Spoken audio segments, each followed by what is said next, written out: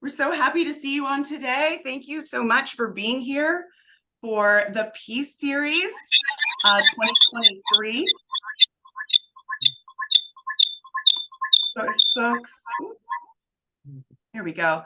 Making sure folks are muted. So as you come in, we're still waiting for a few folks that we know that have registered to come in, but as you get in, go ahead and just get your fingers warmed up. This is going to be a great and interactive meeting.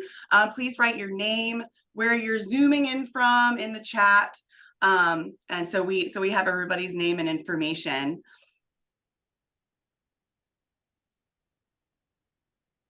And as soon, all right, looks like we've got the screen up. Can I get a thumbs up? Can everybody see the shared screen for the pieces? Okay. Hi, everybody. Hi, Lucretia. Good morning, Quenisha. Hello, Michael. Awesome. We're loving this. Thank you so much for participating. We've got a lot of great stuff for you today. We've got a lot of things with Mentimeter. We're going to practice that in just a second. And Bingo and Tisha and the rest of the team are really excited to go ahead and get started. We'll let folks in as they go. Tisha, will you advance this slide, please? Yeah.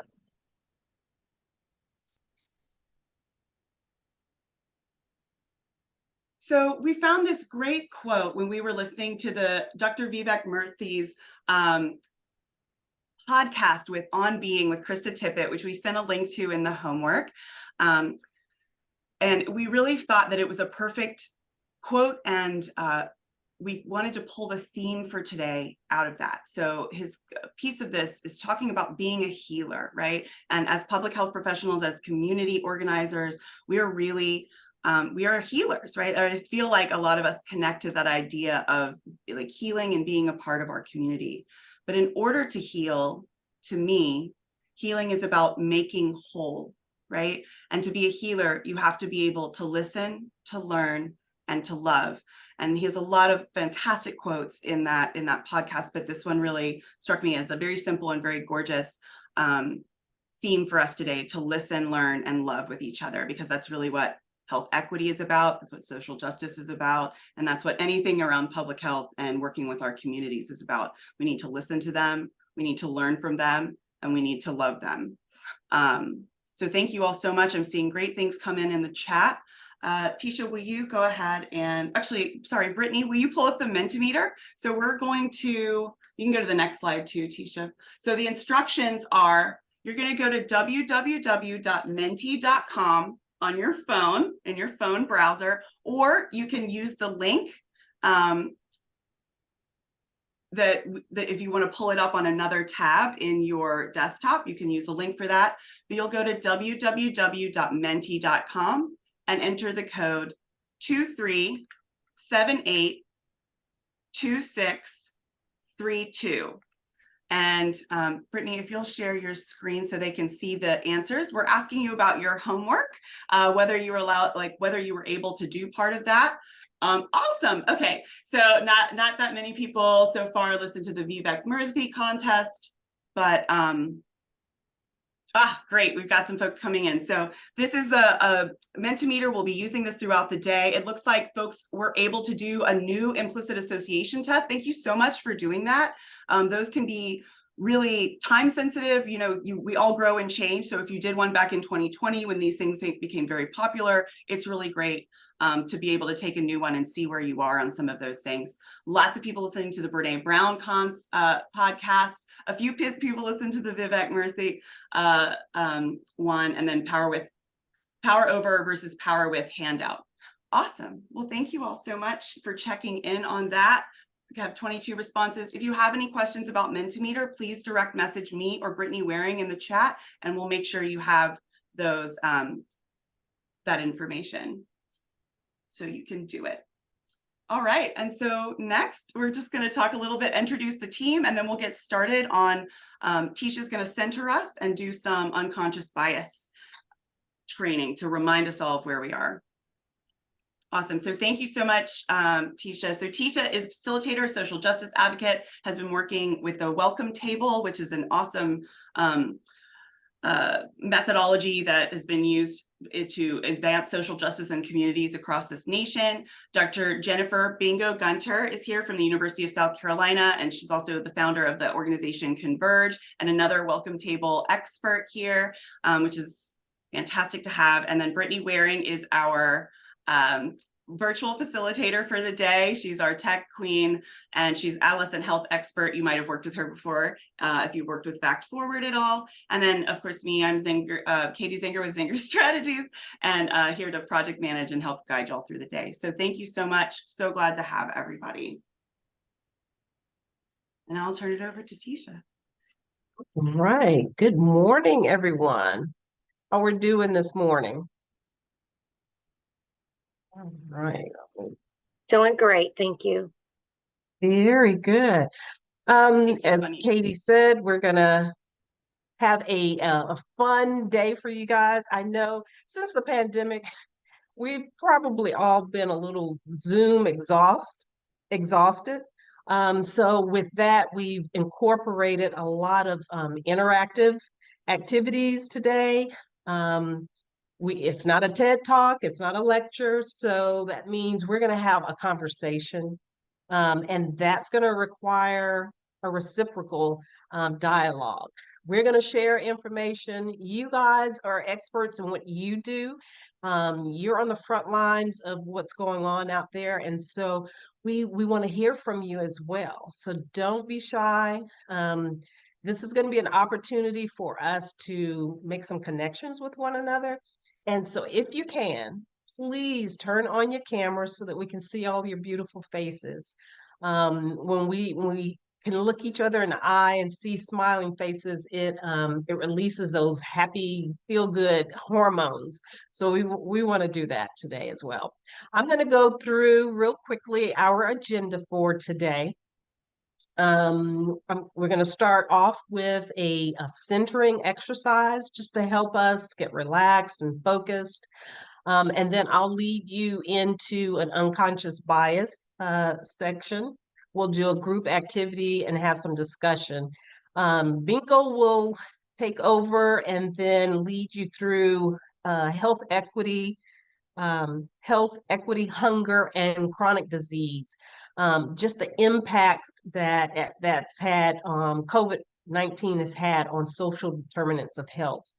We'll lead into Kit Cummings. He's our keynote speaker, and he's going to go through and share some understanding on equity. We'll have some group discussions, and we'll open it up for a Q&A. Then we'll have a little break, come back, and we'll talk about power over versus power with, and how that affects inclusive coalitions and community engagement. And then we'll finish the day off with talking about rest and restoration and why that is so critically important to the work that we do in our coalitions and in our communities. And then we'll wrap up with any closing comments and thoughts and ideas from anyone. In the chat, or maybe just take yourself off mute. When you think of a quiet place that brings you peace and calm, where is that place for you? I know for me, it's anywhere in nature where I can see greenery and hear birds chirping or water running. What's your happy place? Anywhere near water. Ah, okay, you're a water lover as well. Definitely. I agree too. I would sit out by the lake and just listen to the water and see the birds. Yeah, yes. so calming. It is. It's calming, and we all should have. If you don't know where that place is, give some thought to that and find that place for yourself, because that's where it can just melt the stresses of the day and life away for you. Okay, so what I'd like you to do is we're going to do some deep breathing, and one of the reasons why we incorporate deep breathing into our centering exercises is because deep breathing stimulates a pair of vagus nerves, and those nerves are responsible for lowering blood pressure lowering your heart rate, slows down your breathing. It affects your digestive system. And so we're going to tap into that by deep breathing. And what we'll do is we'll breathe in through our noses and then hold it for a few minutes and then allow that air to pass through our mouths. Now, while we're doing that, I'm going to give you some instructions. So I just need you to just listen to my voice. But first, if everyone can just kind of sit up wherever you are, get comfortable, get relaxed. And if you trust me, just close your eyes. Close your eyes and imagine yourself in your happy place, wherever that serene and peaceful, quiet place is. Envision yourself there. Okay? Take in the room, look around, think about what you're seeing in your room. Think about what you're hearing in the room. Take in the smells and the sounds in the room. And while we're doing that, I want you to take a deep breath in through your nose and hold it for a few minutes. And open those lips and push all of the air out through your mouth. And while you're doing that, let's take another deep breath in and think about your face. If your jaws are clenched, release the tension in your jaw and blow the air out. Take another deep breath in and allow those shoulders to fall towards the ground. Blow that air out. And take another deep breath in. This time, your arms feel heavy and they want to just fall to your sides. And blow that air out. Take another deep inhale in and hold. And release that air out through your mouth. This time, you feel your legs feel light as a feather. Take another deep breath in and hold. And blow the air out. We're going to start with our toes. I want you to wiggle those toes around as you're breathing in. Now, make a circle with the whole foot. Let's release the tension in the ankles.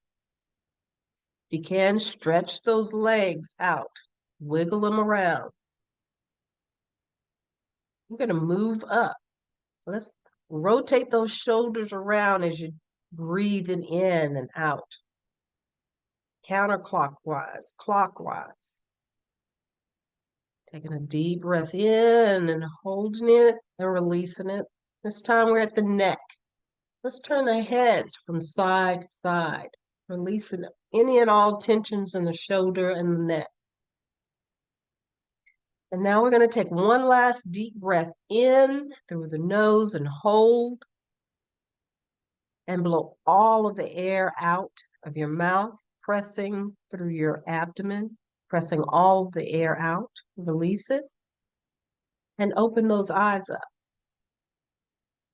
We didn't lose anybody, did we? How does that feel? Awesome, awesome. Very I feel like good. I'm floating. Well, just as long as you didn't go to sleep, you're good. You're good. All right, now we're going to go through our guidepost. We've got 8 guideposts that really act as guardrails for our conversation today.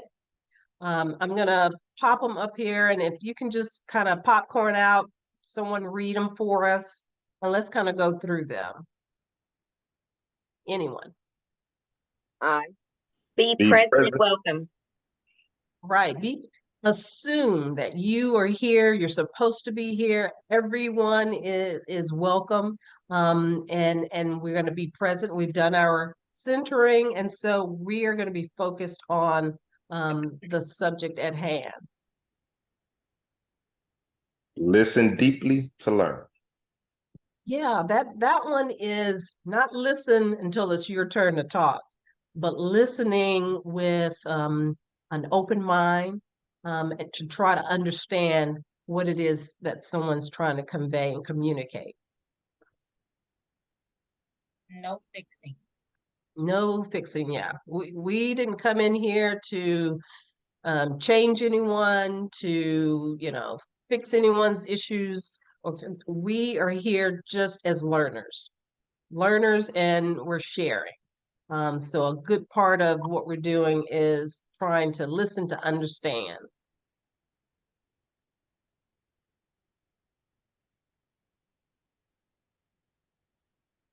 Suspend judgment and assumptions and seek understanding. Yeah, I think sometimes we're our worst critics. So we don't need anyone piling on. We're just here to try to understand one another, understand where someone's coming from. And our discussion has no room for judgment.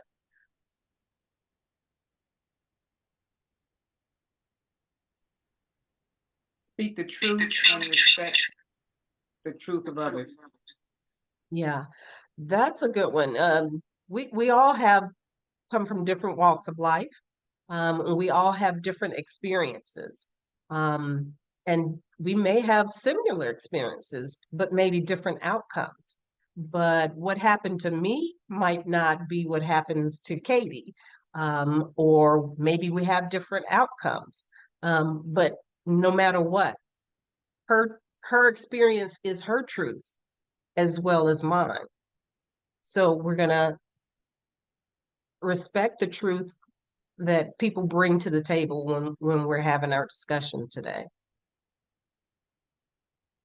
Maintain confidentiality. Yeah, our conversation is just for us. It's not to be broadcast outside of this workshop today. And so we want to give each other that respect. When things get difficult, turn to wonder. Yes, some of our conversation may be, uncomfortable or awkward, or it may be hard. But instead of pushing back or shutting down, instead lean into it and turn to, I wonder what made this person say that, or I wonder why I responded the way I did. So turn to wonder. Accept non-closure. Yeah. Now, are we going to solve everything by the time we leave here in the next 3.5 hours? Probably not. I wish. Yeah, we would be miracle workers if we could do that. But yeah, this conversation that we're going to have today is a jumping off point. It's a conversation starter that should continue well after we leave today. So yeah, we're not going to solve everything, but we're going to use the information that we gather to continue the work and the conversation long after we've left here. Does anyone have a guidepost that maybe they don't see up here that maybe we should add to it?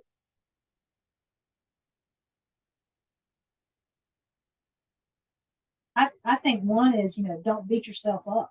I mean, Oh, because we all have those things that really we know we need to work on, and we're trying. So don't beat yourself up about it. Just work on it. yeah. We can be our worst critics at times.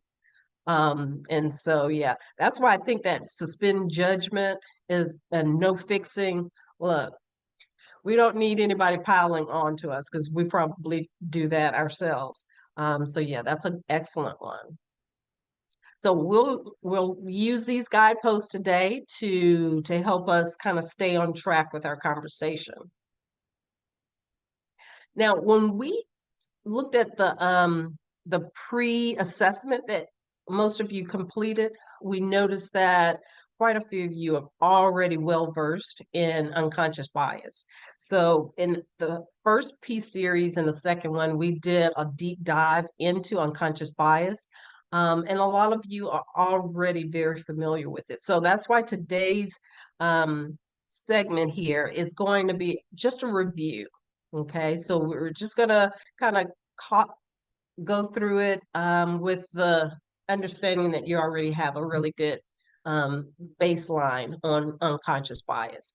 But for those who are unfamiliar with it, who can give us a good definition of unconscious bias? Pop quiz. It's a I think it's the way we behave based on our experiences and our upbringing and our surroundings, and sometimes we have issues with people or cultures or things that we don't we're not aware of, and so we speak out or we say things and we don't know that it could be offensive to someone else. Exactly. Yeah, you're absolutely right. It's those prejudices or stereotypes that we have about certain groups of people or things that we are totally unaware of. It happens so fast that we don't even know. And a lot of times people want to gloss over talking about unconscious bias, but one of the reasons why we always include it is because it is foundational in dismantling uh, racism and on all of the isms. And it's something that will really stunt the growth of your work, your coalition work, if you don't address it and acknowledge it. A lot of people have myths around unconscious bias, why we probably don't need to talk about it or why they don't need to address it.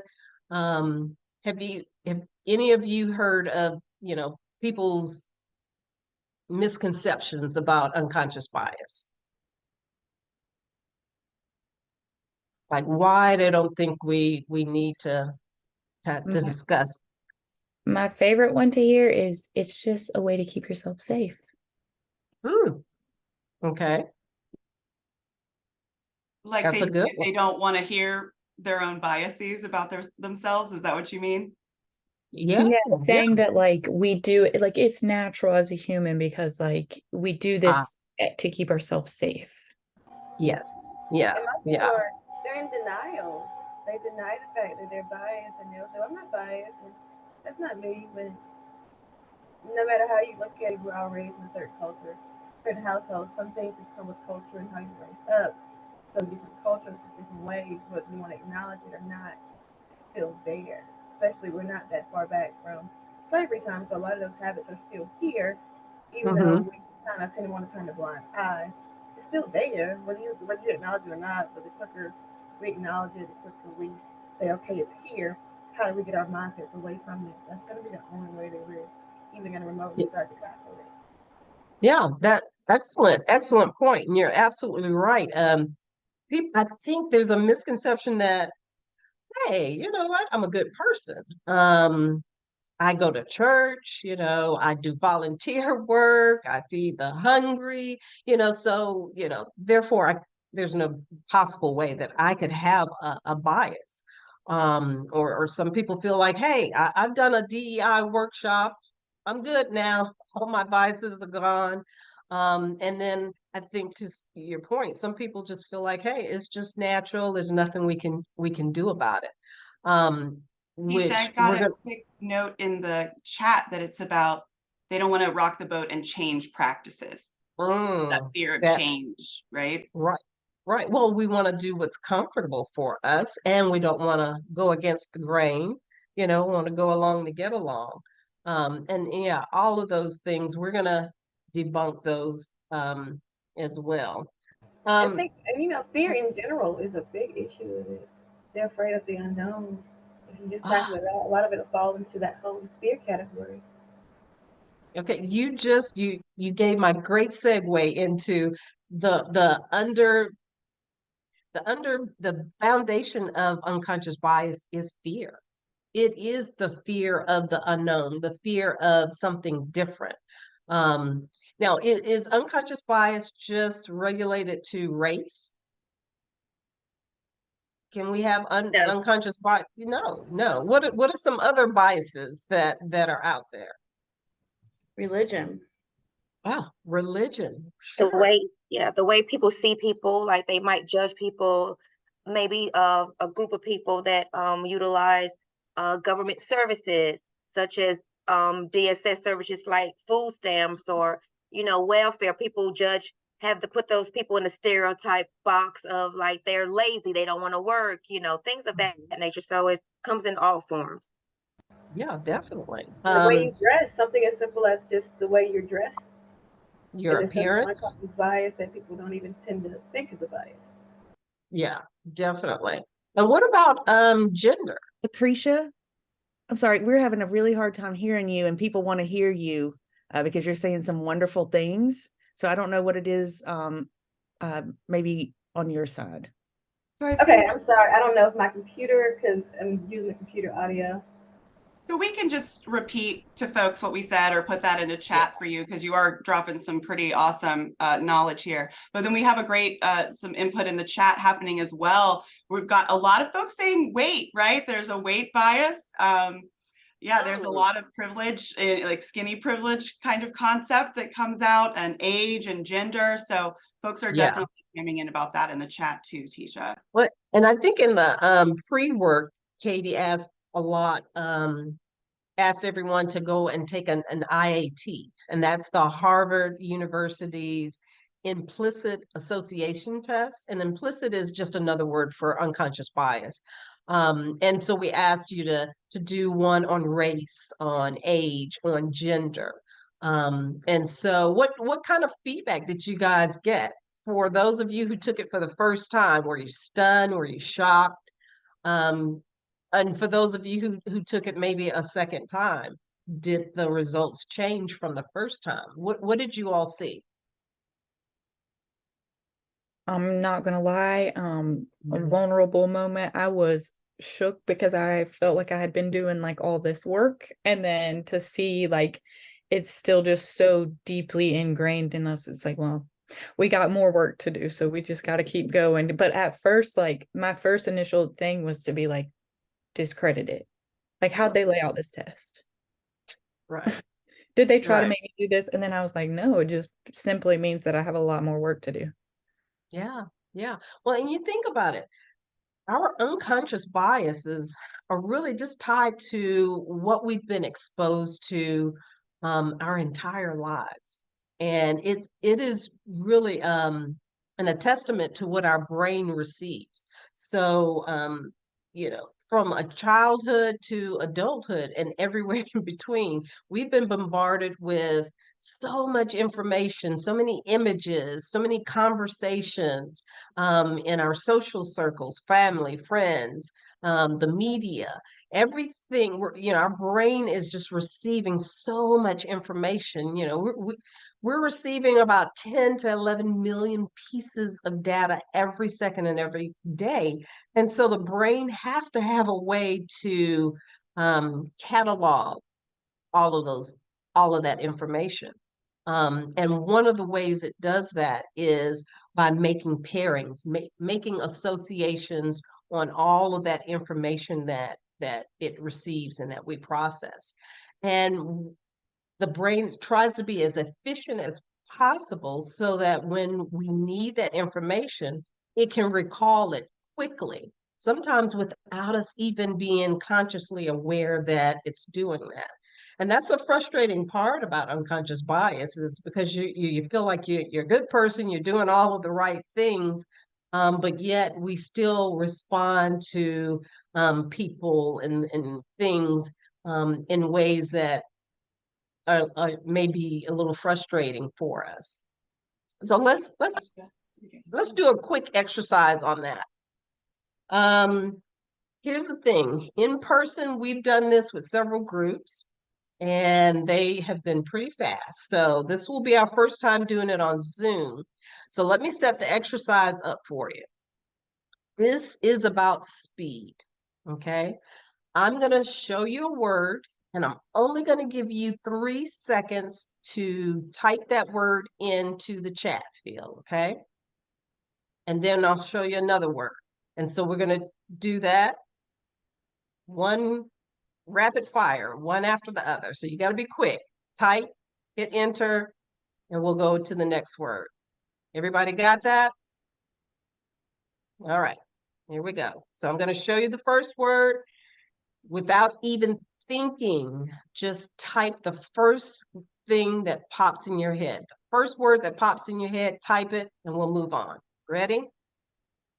Here we go. 1, 2, 3. 1, 2, 3. 1, 2, 3. 1, 2, 3. 1, 2, 3.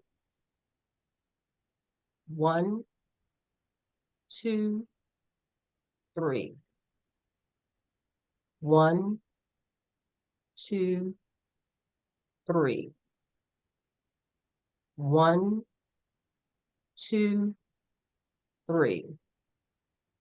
1, 2, 3. 1, 2, 3.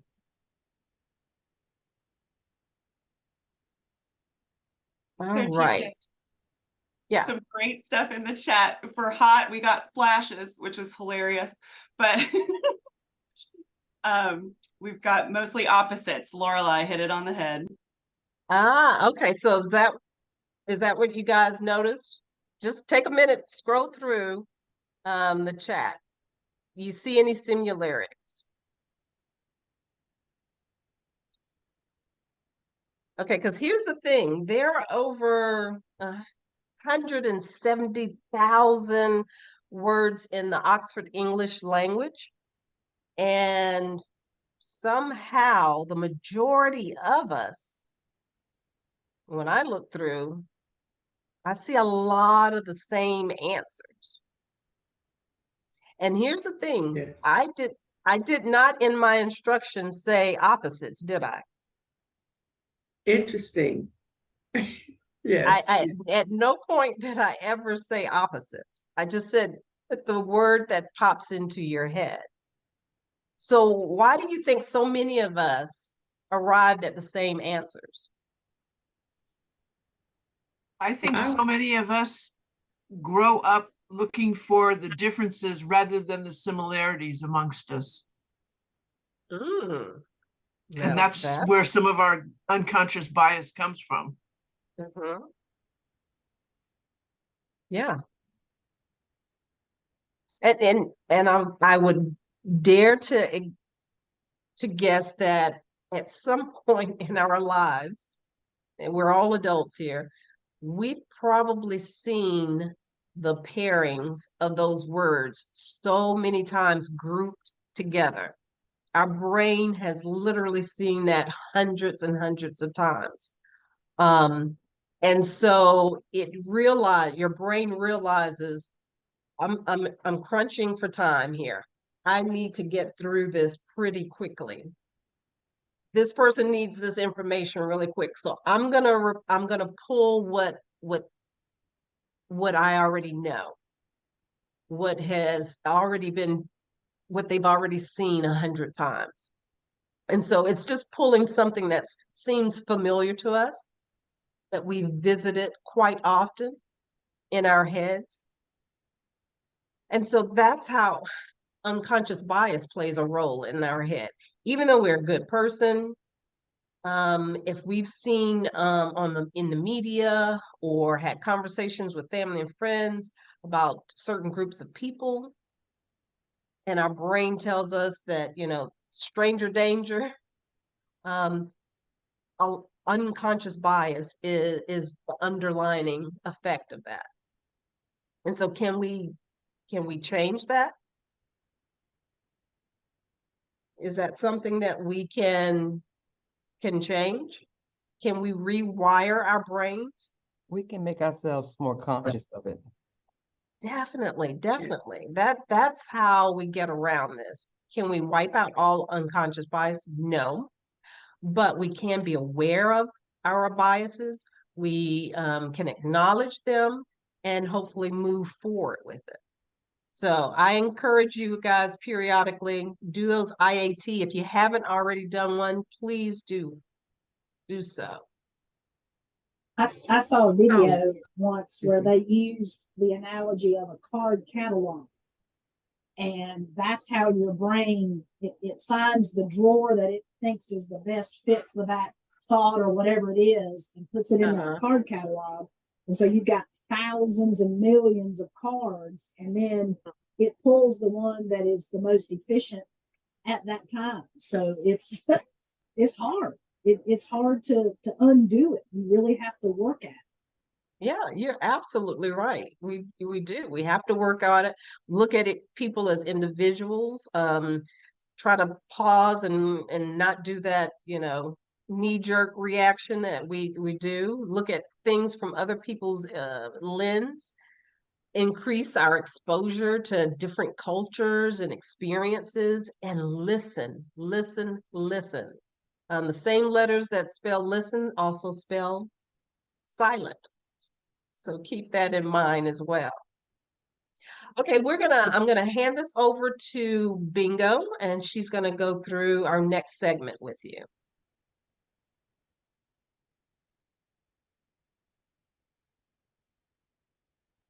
Awesome. Tisha, do you mind letting me steer this? Yes, you can. Let me stop Thank you so sharing. much. We've got a bunch of we have got a bunch of brainiacs on here. Y'all are quick and smart. I'm so happy to be with you. All right, let me pull this up. Can everybody see this? See this well? All right. Okay, let's get to it. So we're going to discuss some health equity, hunger, and how that affects chronic disease. Okay. And just as a note, COVID is not historical. COVID is, again, now. Very current. Especially, are you, especially on the coast, Horry, Beaufort, Georgetown, those areas are getting hit pretty hard. Yeah, you're right, Trish. Thank you. So if you all put in the chat, what are some social determinants of health?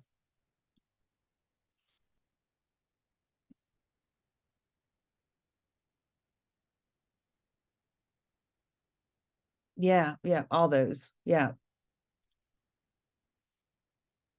Right? Yeah. Absolutely.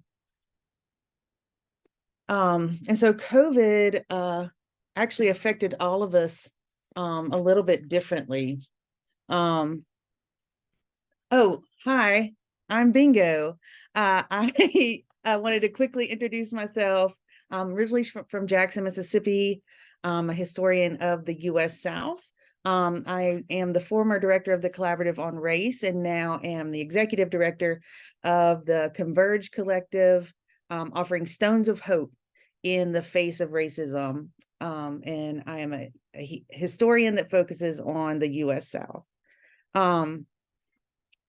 So not everybody was affected the same by the pandemic, and it actually made inequities worse. Here you can see in the pink how underserved communities fared in each of these categories. So some people had higher rates of exposure due to their work environment. Some housing made isolation impossible. And today we're just going to be focusing on the ways that food security was impacted by the pandemic and how that is contributing to the hunger crisis. Today's hunger crisis is having detrimental effects on chronic conditions and is in many ways the leading factor. And like we said, COVID is not history, it is current. I don't know if you all are excited, but I'm excited about the new booster that should be available in the next couple of weeks. I will be the first in line. So let's move on. Food security. I think all of us here know the terminology surrounding food security. We've got food swamp, food sovereignty, which is what we're all moving towards. The idea of food apartheid, that is actually a system in place that keeps some areas with less access to healthy foods than others. And so some concerns that come from food insecurity, it leads to hypertension, coronary heart disease, hepatitis, asthma, diabetes, and many more. And now we're seeing some policy impact. So when they ended the public health emergency status, right? So we all know that the pandemic's not over, but the federal government ended the PHE status. There's been significant changes to SNAP benefits. Everyone is seeing lower rates of benefits. And our food banks are seeing an increase in need for healthy items such as fruit and vegetables, because folks are spending, they're cutting back on what they see as less important items. And then the folks who are the ABAWD, the able-bodied adults without dependents, now have work requirements. So this is all kind of leading the charge on that, on the food insecurity. And then we also have, we're going to look a little bit at access to care. So this is from Kaiser Family Foundation. And I'll just kind of read through this. We're going to give you all some time to chat in a small group here in just a minute. So 1 in 11 adults reported delaying or not getting medical care due to cost reasons. A March 22 poll found 4 in 10 adults reported that they or a family member in their household put off or postponed health care. The share of adults going without medical care due to costs actually remained stable after it declined in 2020. And then adults with incomes below 200% of the federal poverty level are more likely to go without medical care due to cost reasons. And this also has policy impact. Changes to Medicaid after the end of the PHE. So during the PHE, there was continuous enrollment provision, so people didn't have to sign up again for themselves. And since they've ended that, it has led to mass confusion with a lot of people not really understanding why they were kicked off, how to get back on. And because they're being audited on a state-by-state basis, there's all kinds of different rules and regulations. And some of you probably do know what those rules and regulations are. There are still some changes in effect, but that could still change. Luckily, the telehealth options continue, but when you have a lack of broadband support, that makes it, it compounds the effect. So we've looked at these, we've looked at all of these different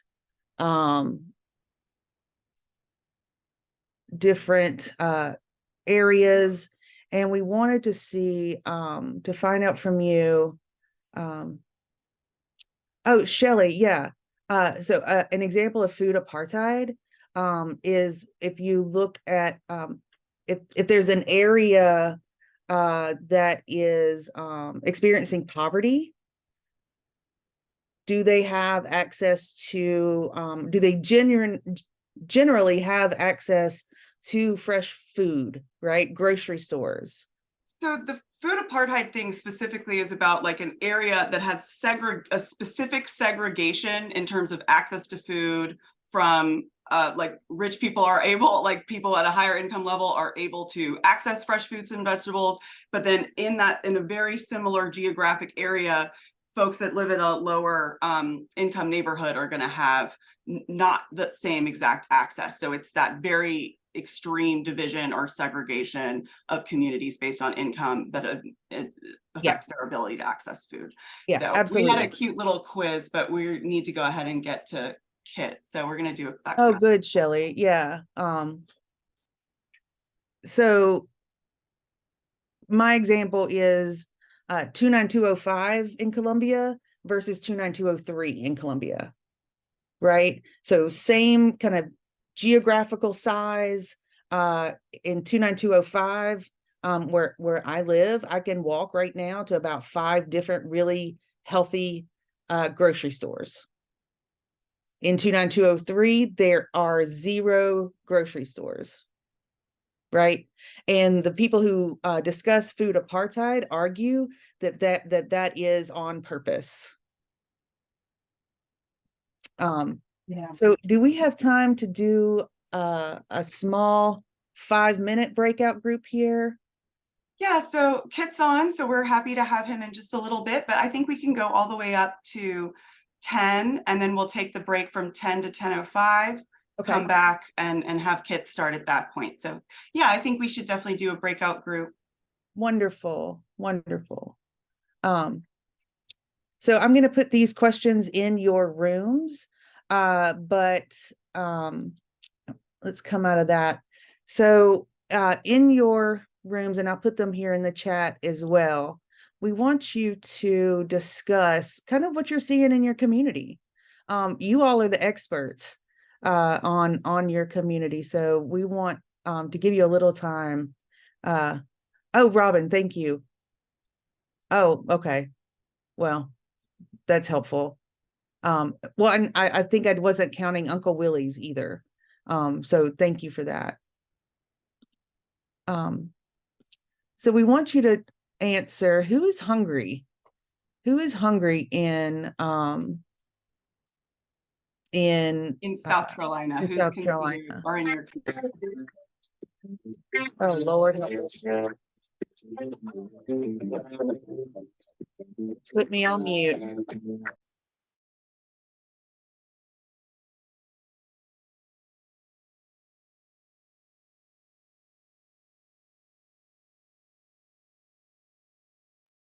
Katie, can you steer? I hit something that went weird because I'm a historian and not a tech savvy somebody. We can definitely do that. But go ahead, and Brittany, if you want to split folks out into those groups, and we can share the questions in the groups with you guys. So introduce yourselves. You'll have about 6 minutes to talk, and then you'll come back and discuss.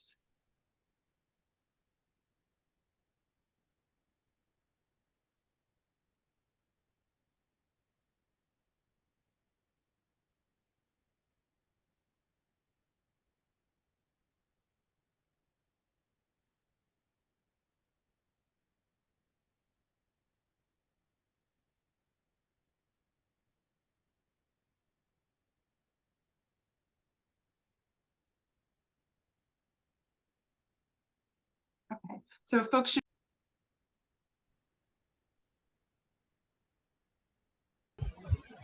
Welcome back, everybody. Thank you so much. How were those conversations in the room? We want to talk about it for a few minutes before we give you a break. And then we get to see Kit, who's here with us. Let me hear from y'all. One of the points that was made in our group was that COVID really just removed the veil and brought the problems to the surface that had been there all along, but they were never really known or talked about, but COVID brought them to the surface. 100%. 100%.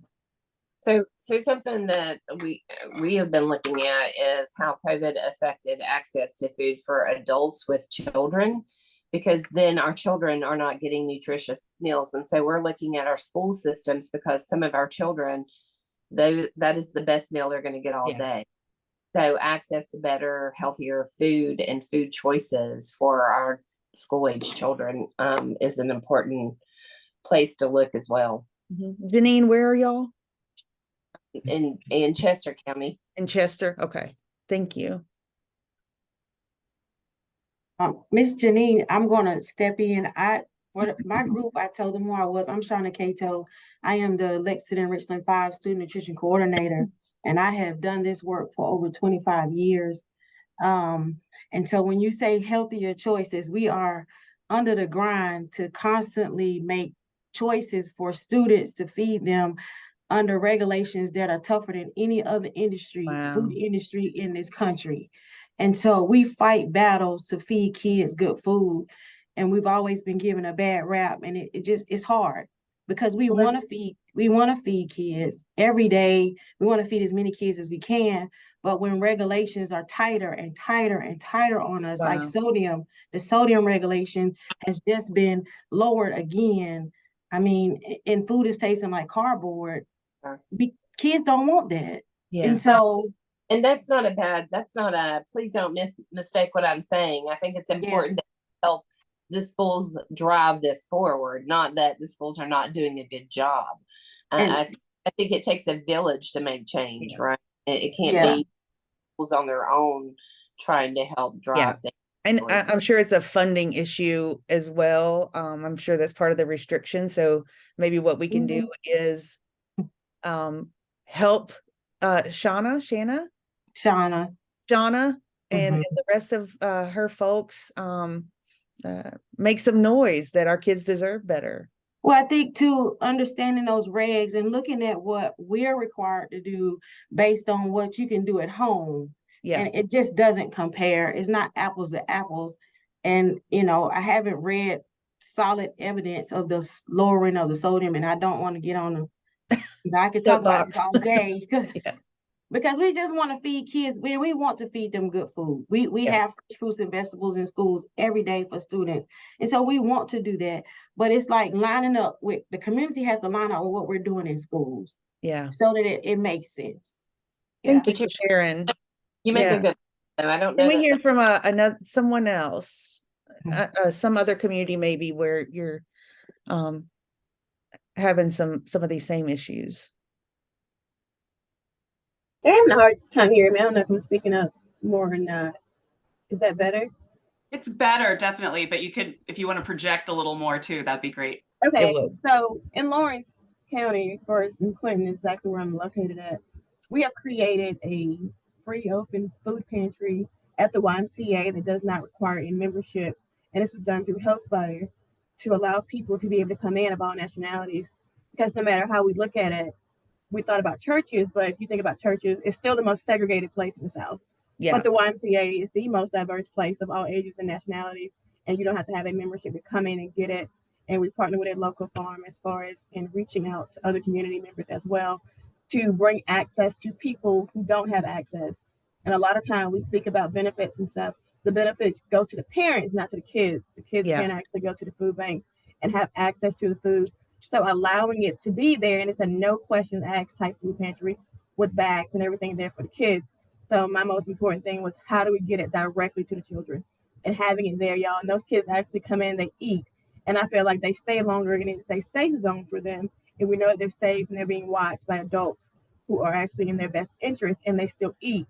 So some of them will still come to work out and knowing they'll have something to eat to help guarantee that. But we're still struggling with making sure we keep everything funded and going because it is going to forever be a community process. But when you're looking out for our kids and our older people, allowing them to have access to fresh stuff and not having them depend on their parents who aren't always reliable, no matter how much you say about benefits, kids that need to have access right on hand, to me is important. And to see those kids coming there getting things that you know they're eating, it makes the work well worth it. Yeah. I love that y'all are focusing on kids. I think that's super important. But we do also need to make sure that we recognize that food insecurity is affecting our adults.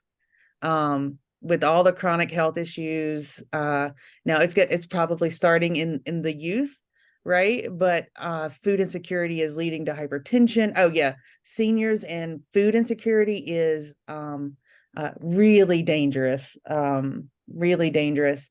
And I do want to throw in here, we talked a little bit about access to care.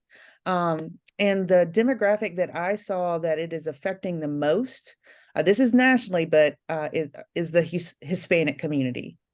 And since we have a large proportion of folks from Mexico, Central America, in South Carolina, maybe thinking about reaching out to those communities a bit more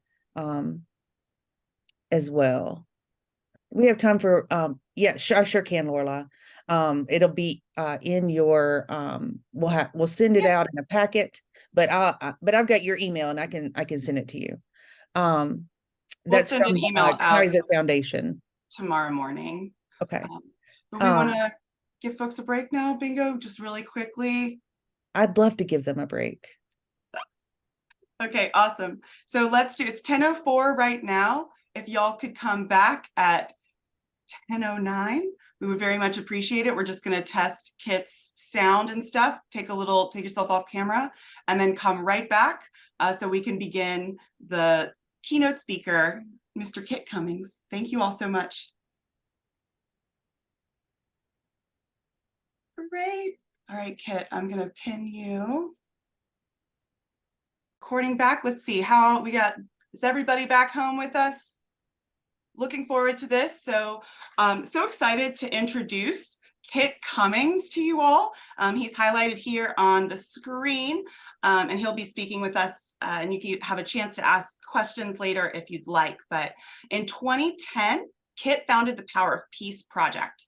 Using the experience he gained resolving conflict in some of the most dangerous areas of the world, he applies his principles to bring about change in prisons, schools, juvenile courts, and the faith-based community. On MLK Day 2020, Kit was recognized by the NAACP and received their Martin Luther King Jr. Living the Dream Award for his contributions to civil rights and his work with underserved youth and in prison reform. Kit's been in over 100 prisons, jails, detention centers, and rehab facilities, and has worked with over 10,000 prisoners, as well as over 100 schools, churches, and youth organizations, and worked with over 10,000 teens. He's worked all over the world and taken his 40 Days to Freedom program to multiple countries, planting those seeds of peace everywhere he goes. He's authored 6 books, including the award-winning Peace Behind the Wire, A Nonviolent Resolution, which has been endorsed by the King family. His latest book, The New Convict Code, Bringing Peace to the Streets from Behind the Wire, flips the script on prison reform and aims to shatter that school-to-prison pipeline. Currently, Kit's partnered with the Georgia Department of Juvenile Justice to bring peace to the over 1,000 kids incarcerated in Georgia detention centers and youth prisons. So we're going to play a quick video before Kit starts that shows some of the work he's done over the years. If it's too loud, we're working on that, but please go ahead. If you know you have sensitive ears, go ahead and turn down your volume on your own computer, please, guys. Thank you so much.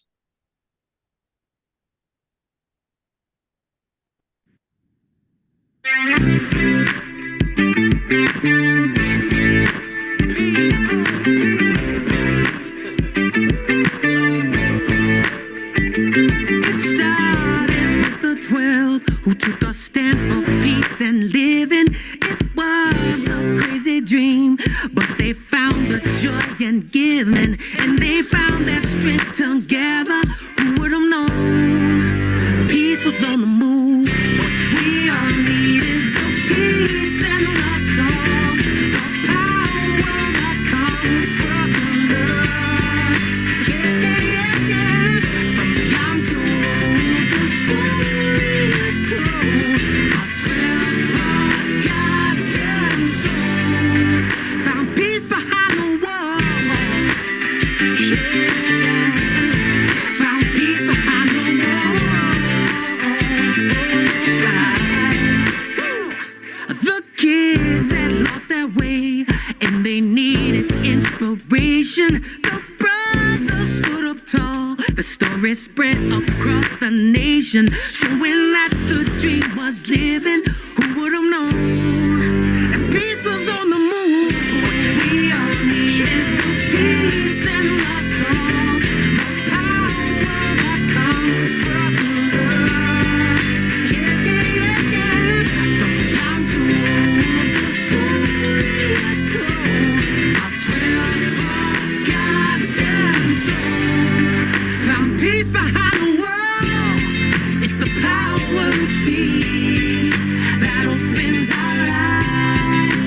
changes our minds.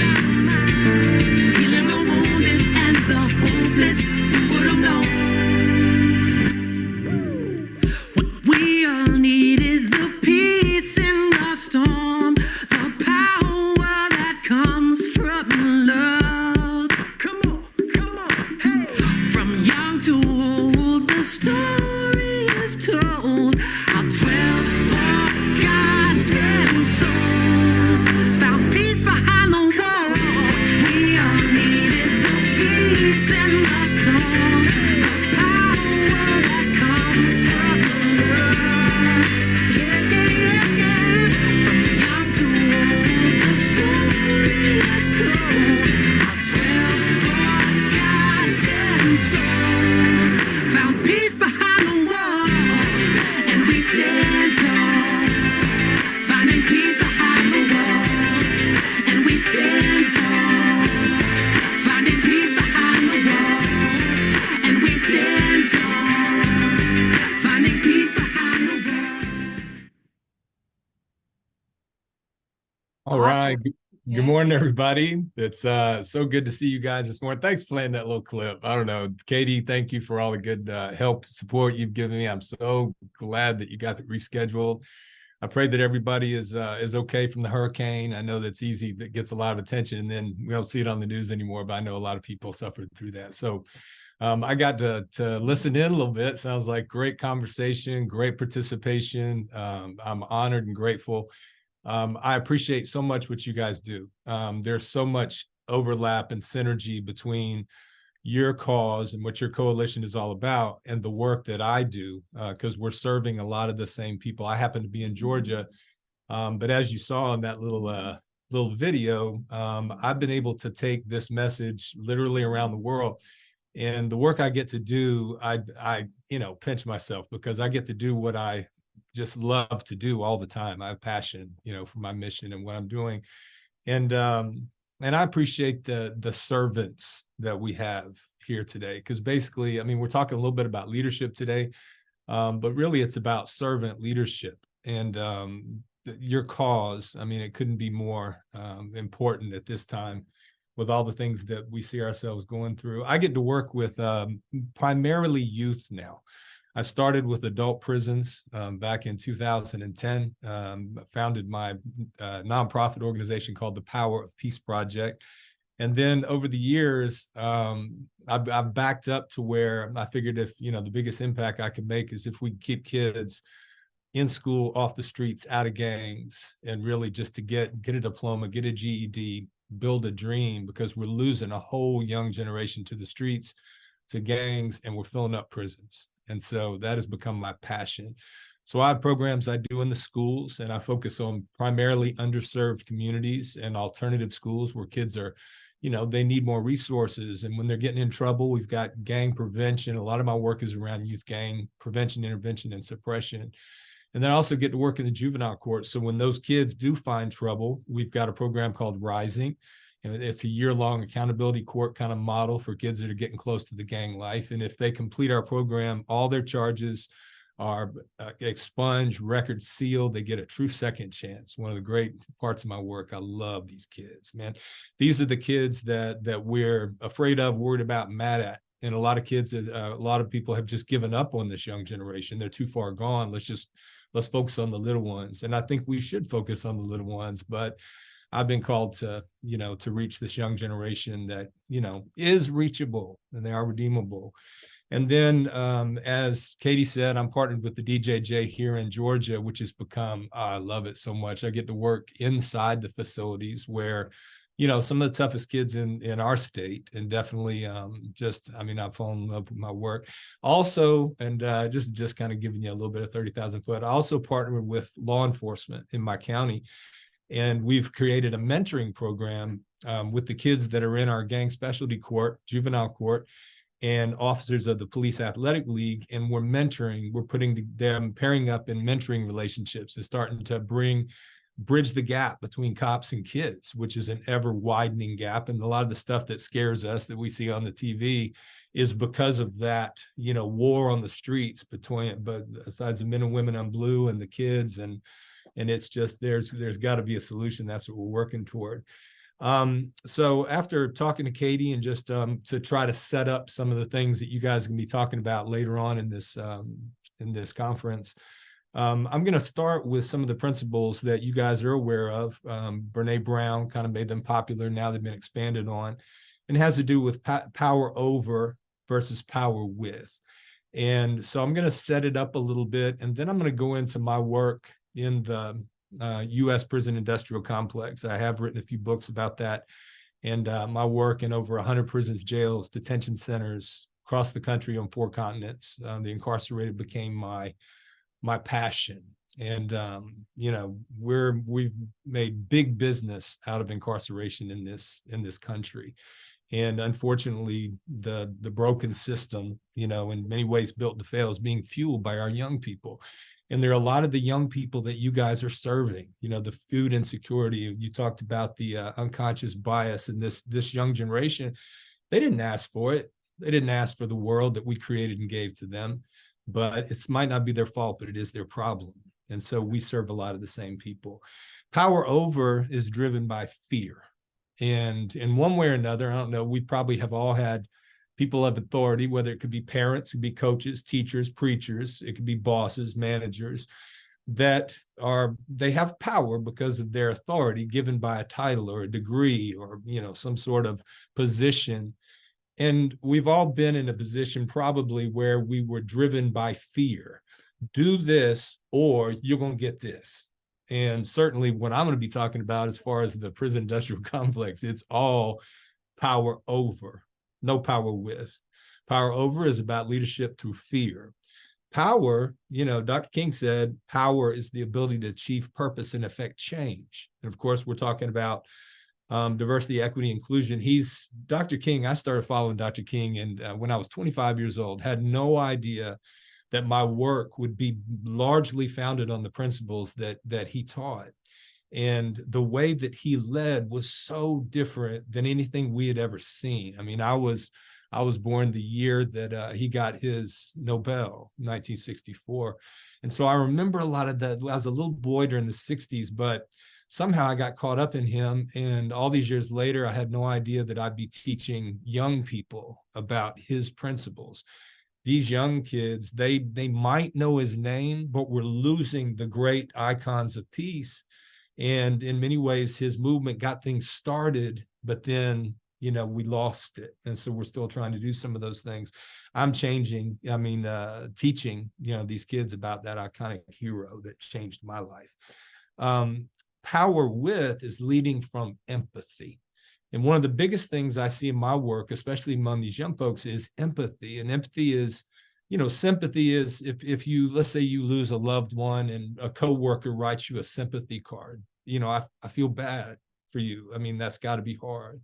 Compassion is somebody passes and you care about them and you feel them. Compassion is, I feel you. I feel your pain. When you celebrate, I celebrate. When you hurt, I hurt. Compassion is feeling the other, getting close enough to feel the other.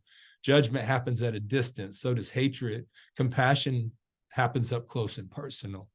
And then empathy is sympathy and compassion on steroids. Empathy is, you've lost a loved one. I have too. I remember what that feels like. Let me walk with you.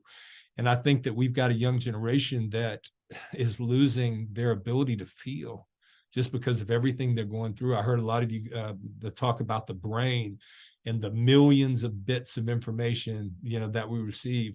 These kids think about what they're receiving. I mean, they don't know how to be silent. They're listening to music all day, every day. I poll the kids and they tell me 5, 50, 75, 100 songs a day that never ever be silenced. And the messages being blasted into their impressionable brains is sex and drugs and gangs and money and girls. And it's just this messages. Every song is a message, and we become what we see and what we listen to, what we think about. Power with is about co-action. Power over is about coercion. I was an athlete, and I remember I had coaches that it was, thus saith me. And, you know, we've seen coaches, it can be effective to a point if you scare your players, if you scare your team.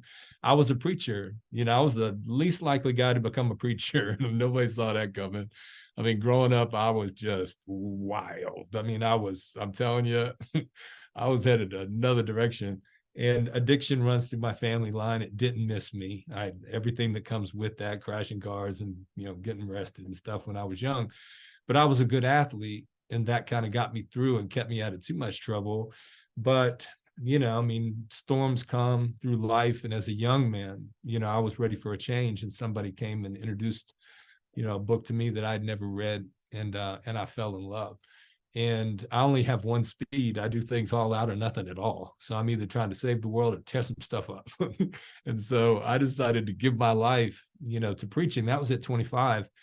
And I did that for 15 years. And then, you know, at the end of that run, I was just tired and I was burned out.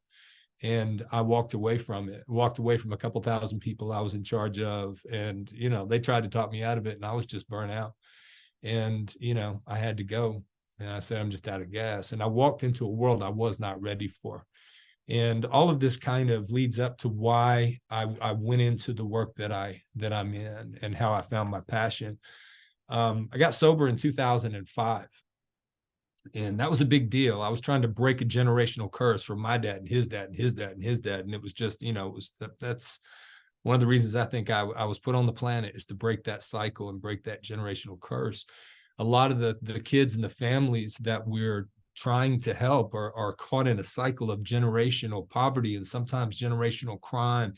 And we're trying to break a cycle. And in 2005, you know, I had my last drink and started putting my life back together, but I couldn't preach anymore. You know, my fall from grace was public. And so I had to put something back together. I went through a divorce, and gosh, anybody that's been through that, God bless you.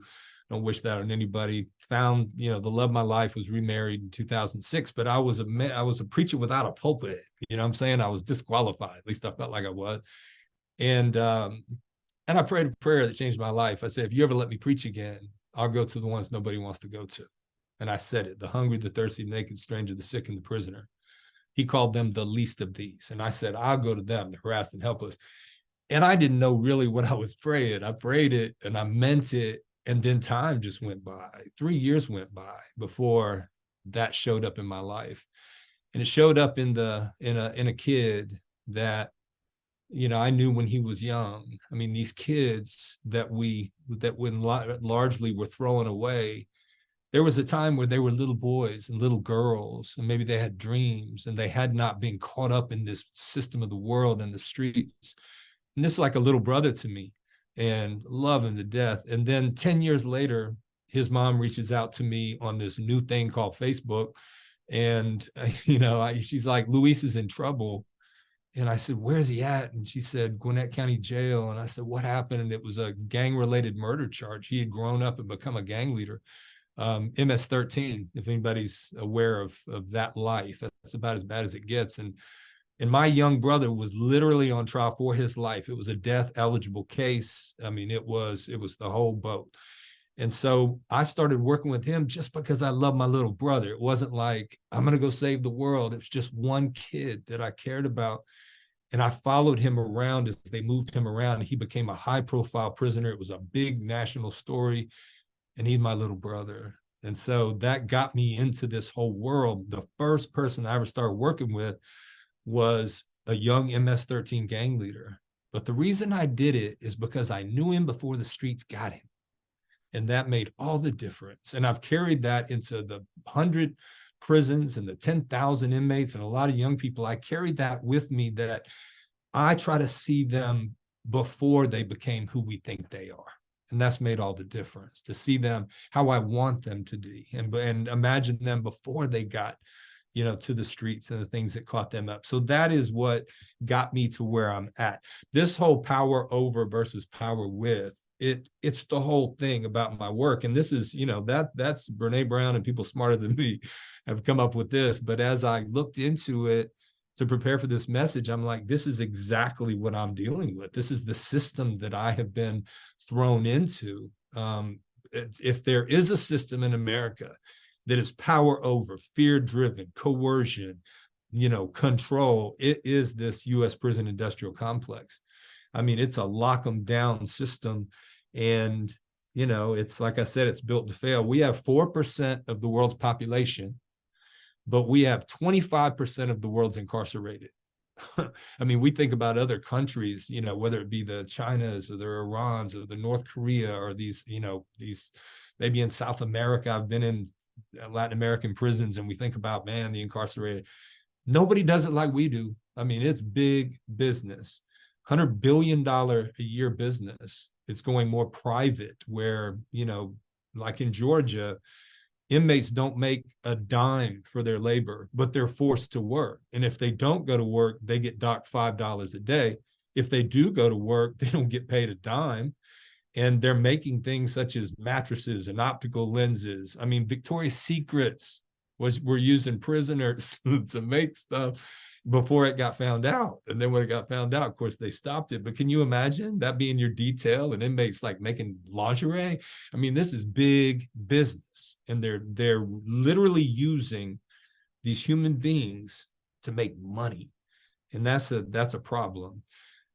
A third of the inmates, guys that go into the system, when they go in the system, are nonviolent. 2/3 by the time they're released, they become violent because they have to in this system that's been created, and it's not getting better.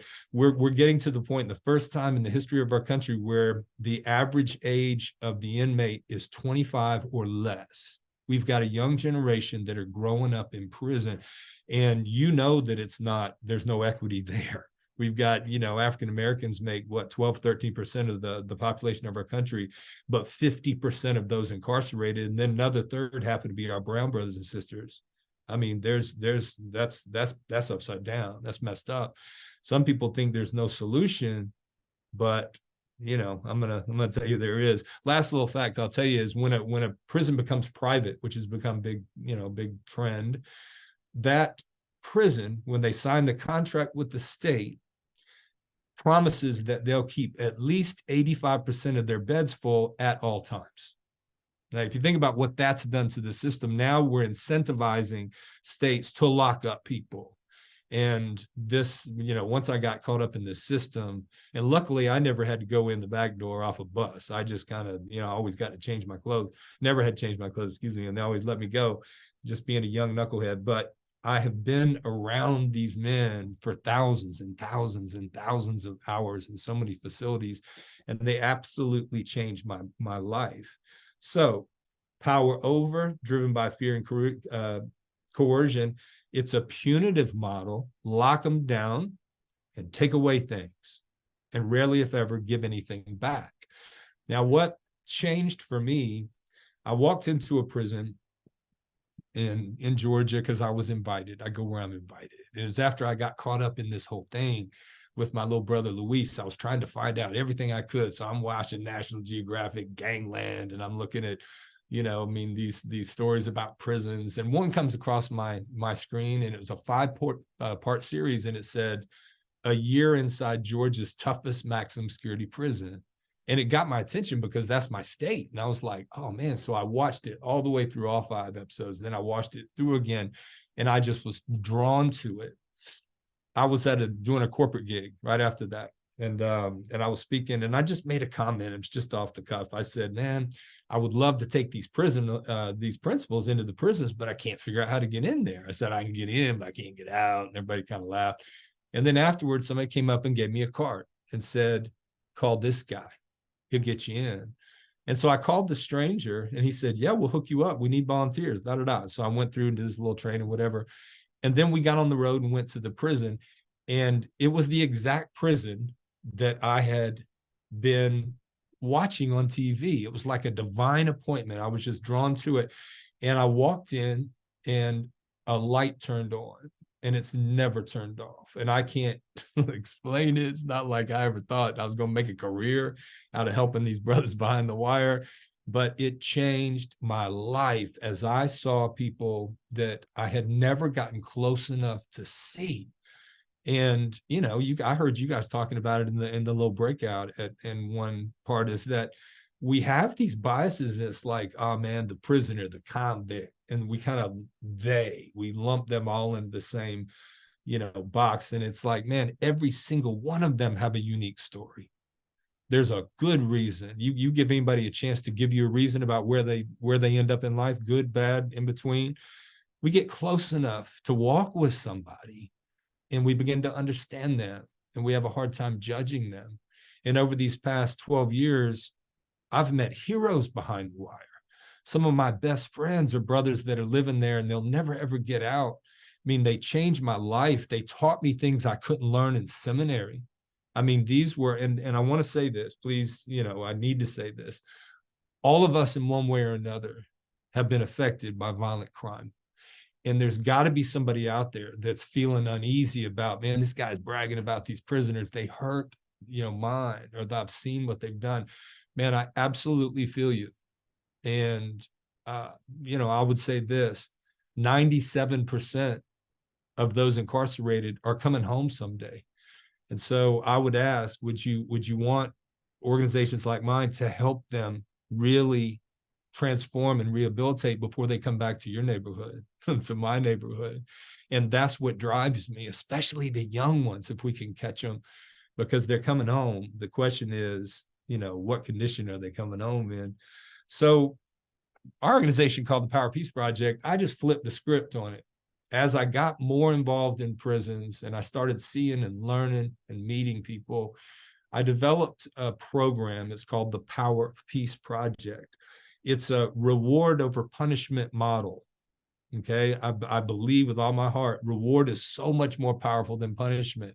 I mean, would you get up and go to work if there was no check waiting on you? I mean, that's called pro bono. I've done a lot of that. But it's like, man, what's in it for me? You know what I'm saying? Reward, man, it works. Is there a bonus? Is there a promotion? Is there a graduation? Do I get that diploma? Man, am I going to get to marry her? Is it, it's like reward is powerful. It pushes us through things, obstacles and difficulty and distractions and temptations. Reward, if there's a big enough carrot at the end of it, and better yet, if there's a dream, big dreams have the ability to pull me through things that jam other people up. The bigger the dream, the stronger the pull. And that's a lot of what we teach these kids is you've got to build a dream bigger than yourself, one that has the ability to pull you. And then you've got to learn to protect it from the dream killers. And so the more that I started working on trying, now let me tell you this, it's a whole lot easier working with the gangsters than it is those that are running the prisons. And I say that respectfully, but it's like, this is a system. I'm not saying wardens and deputy wardens and commissioners are all in on this thing. I'm saying we're all caught up in the system that's been built. That was a new form of slavery. If anybody has watched the documentary 13th, good Lord, that'll blow your mind. If you haven't watched it, watch it. You're going to find out how this complex was developed, and it was intentional. And so reward over punishment is hard. It's a new paradigm, but I'm telling you, it works so well. And agreements over rules.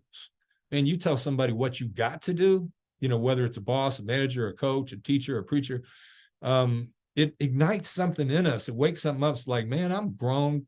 Man, you're going to tell me what to do.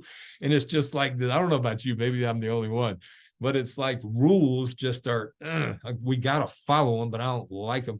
An agreement is much different.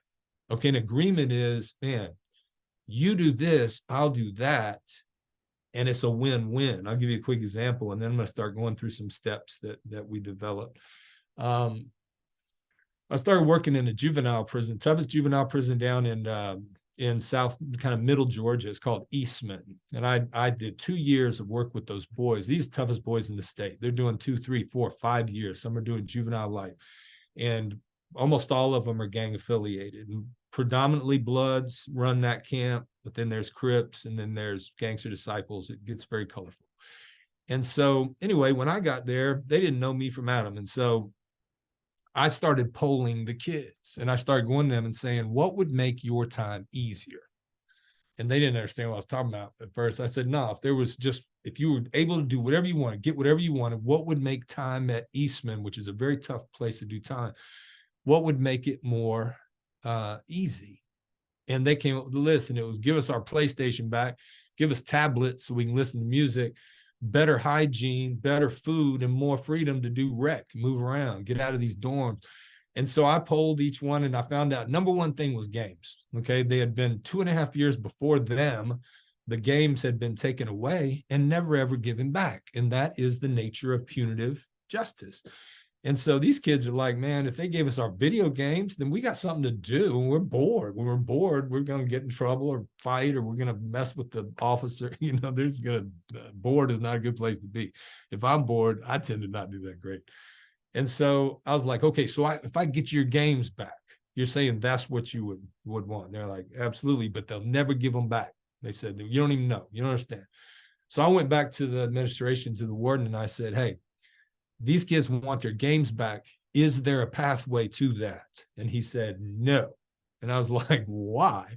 And he said, because da, da, da, da, da. And he started telling me stories about what was happening when they got taken away. And I was like, sir, these kids didn't do those things, right? He said, no, but they're knuckleheads. They keep doing the same thing. We're not going to reward them. And I said, okay, well, tell you what, if they change their behavior, is it possible for them to earn those games back? And he said, it's possible, but it ain't going to happen. I was like, okay. So I went back to my guys, to these kids, and I said, here's the deal. You can get your games back, but you got to be willing to do something. Like, you got to earn it.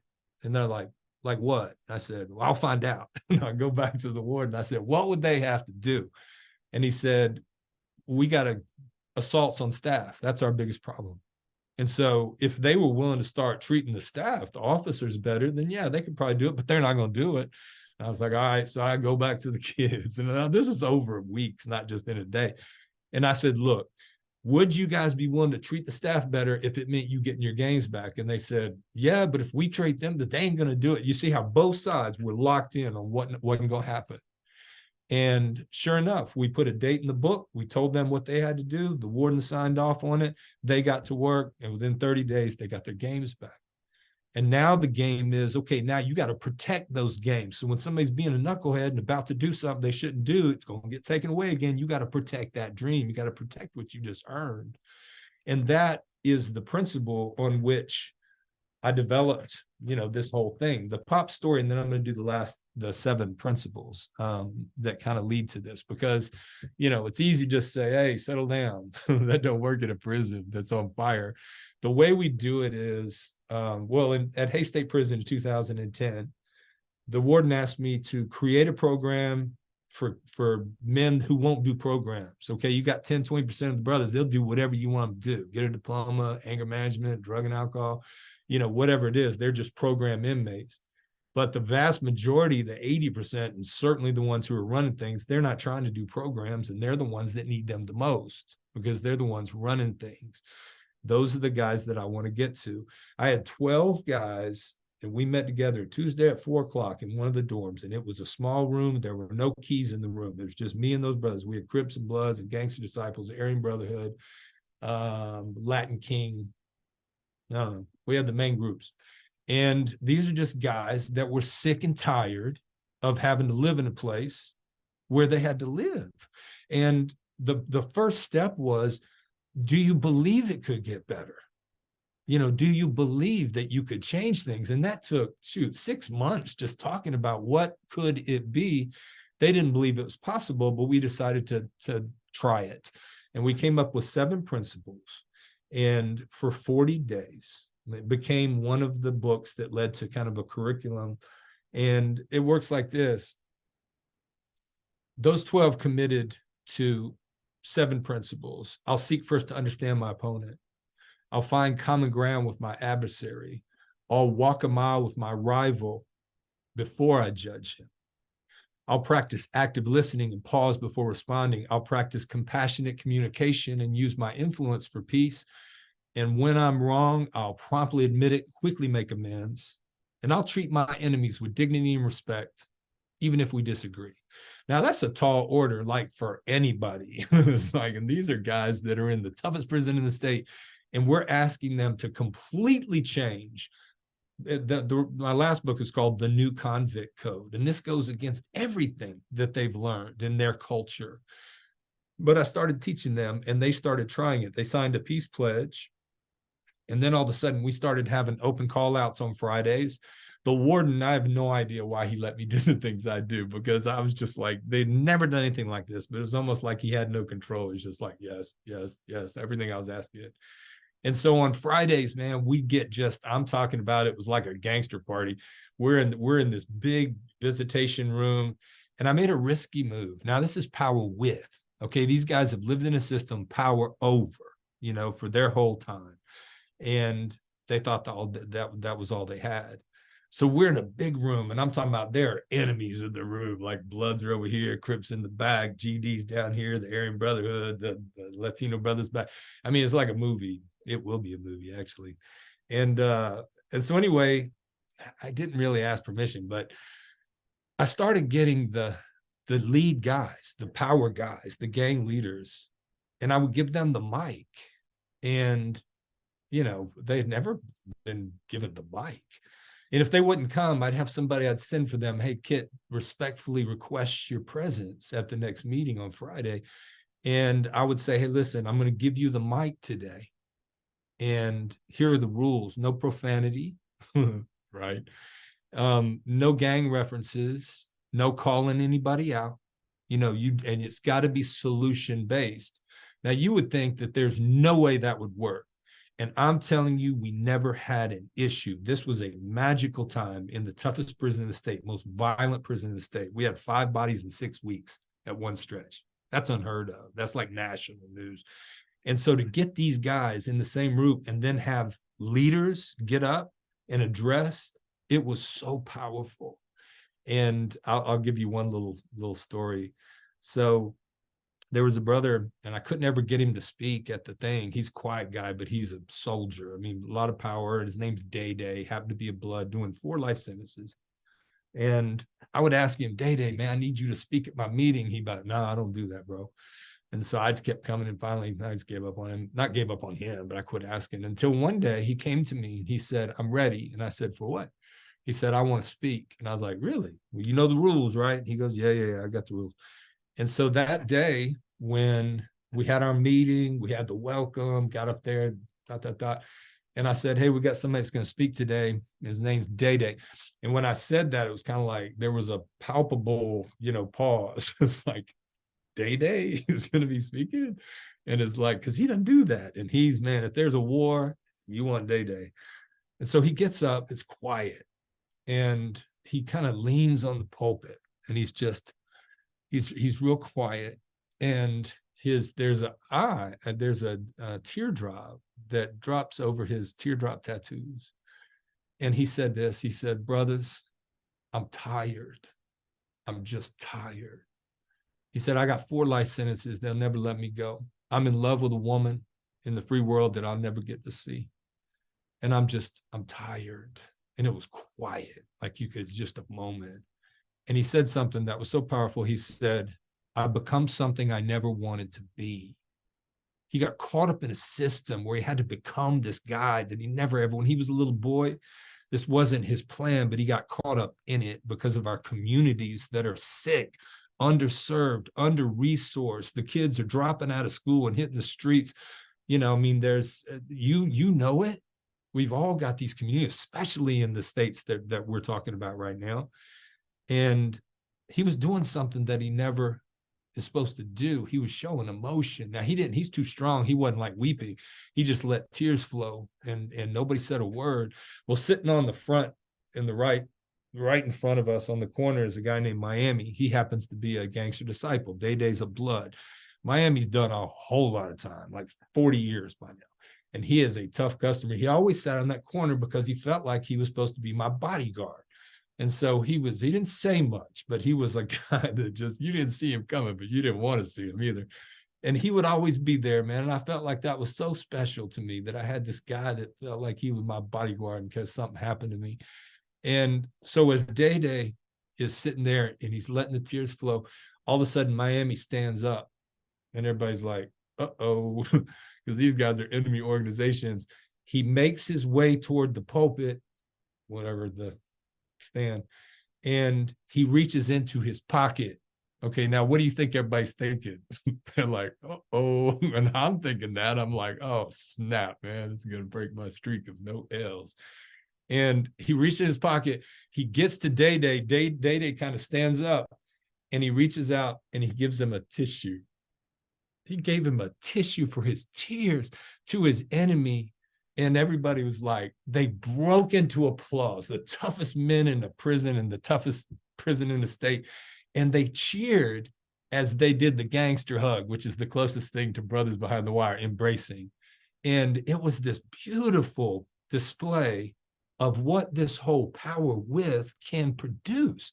Because if I'm another guy that gets up there preaching at them or telling them what they got to do, and this is what you better not do, and this is going to happen if you don't, it just ignites in them what we don't want to see. But when we gave them power, and this has been one of the most challenging parts of my work with the states that I've worked with, it scares them to death when I empower the inmates to be the change. Because they're afraid of what they can do with that power if they come together. 40 days at a time, these men sign a peace pledge with their enemies, and every week they get together at a table and they go through discussions and start to understand one another. Seek first to understand, find common ground, walk a mile before you judge, practice active listening, practice compassionate communication. When you're wrong, make it right. That's powerful. And treat one another with dignity and respect, even when you disagree. And so we're just going through those, and magic happened. Toughest prison in the state, violence just went away in the heat of the summer, where it's 100 degrees in the dorms in the summertime, in the cells.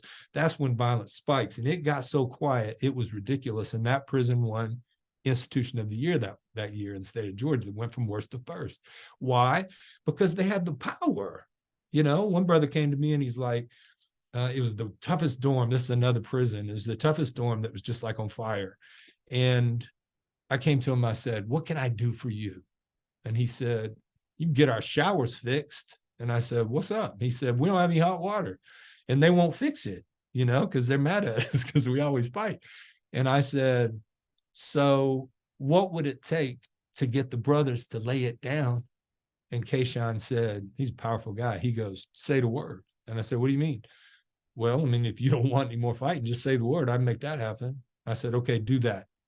And then I went back to the warden and said, can you fix their thing? If they settle down, will you fix their shower? And he's like, yeah, but they won't. They did. Kayshawn settled it down. They got back their water. And they started realizing, man, I do good things come back to me. And these rivals began to work together and see better time. And that is the example of power with. Now, as I close here with the last 15, 20, I'm going to go through and break down the principles. I want you to imagine all of us are leaders. Now, whether you have the title or not, you might be a leader in your home. You might be a leader in your community or your church. You could be a manager, a CEO. You could be in charge of the accounting. You might be, you know, a social worker or a teacher or a nurse or a manager or a coach or a whatever. People are watching us. You know, all of us are leaders in some way or another. I guarantee you, wherever your organization is, whatever your role is, in some way, you are a leader. And I love the quote, Maya Angelou is one of the peacemakers that the brothers behind the wire and the sisters too study. We study Gandhi and King and Mandela and Mother Teresa and Maya Angelou and Thich Nhat Hanh and Dalai Lama and Cesar Chavez and Black Elk and Rabbi Heschel and all these beautiful peacemakers from all the faith traditions and different, you know, different parts of the world, different races that all have a common message that peace is more powerful than violence. And that's the answer. And I think I lost where I was going with that. I'll move on. You guys are so patient. You're talking about being a leader. Huh? You're talking about being a leader. Yeah, I know. But the example I was going to use, I'm going to keep moving. Is that all right? Is that okay, Bingo? Whenever I tell you what, Bingo, it makes me happy when I say it. I mean, I don't even know. Is that not the coolest name? I'm like, bingo, man. It's just like a joyful, hey, there we go. Good to see you. See, you see how I kind of misdirected and got you away from my, you know, faux pas.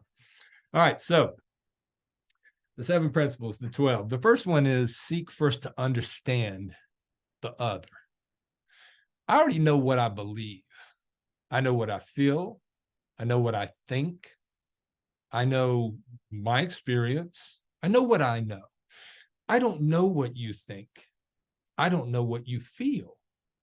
I don't know your experience. I don't know your journey. I don't know what you've been through.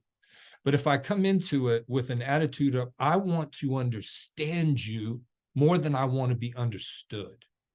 I don't need to understand me. I know where I'm at.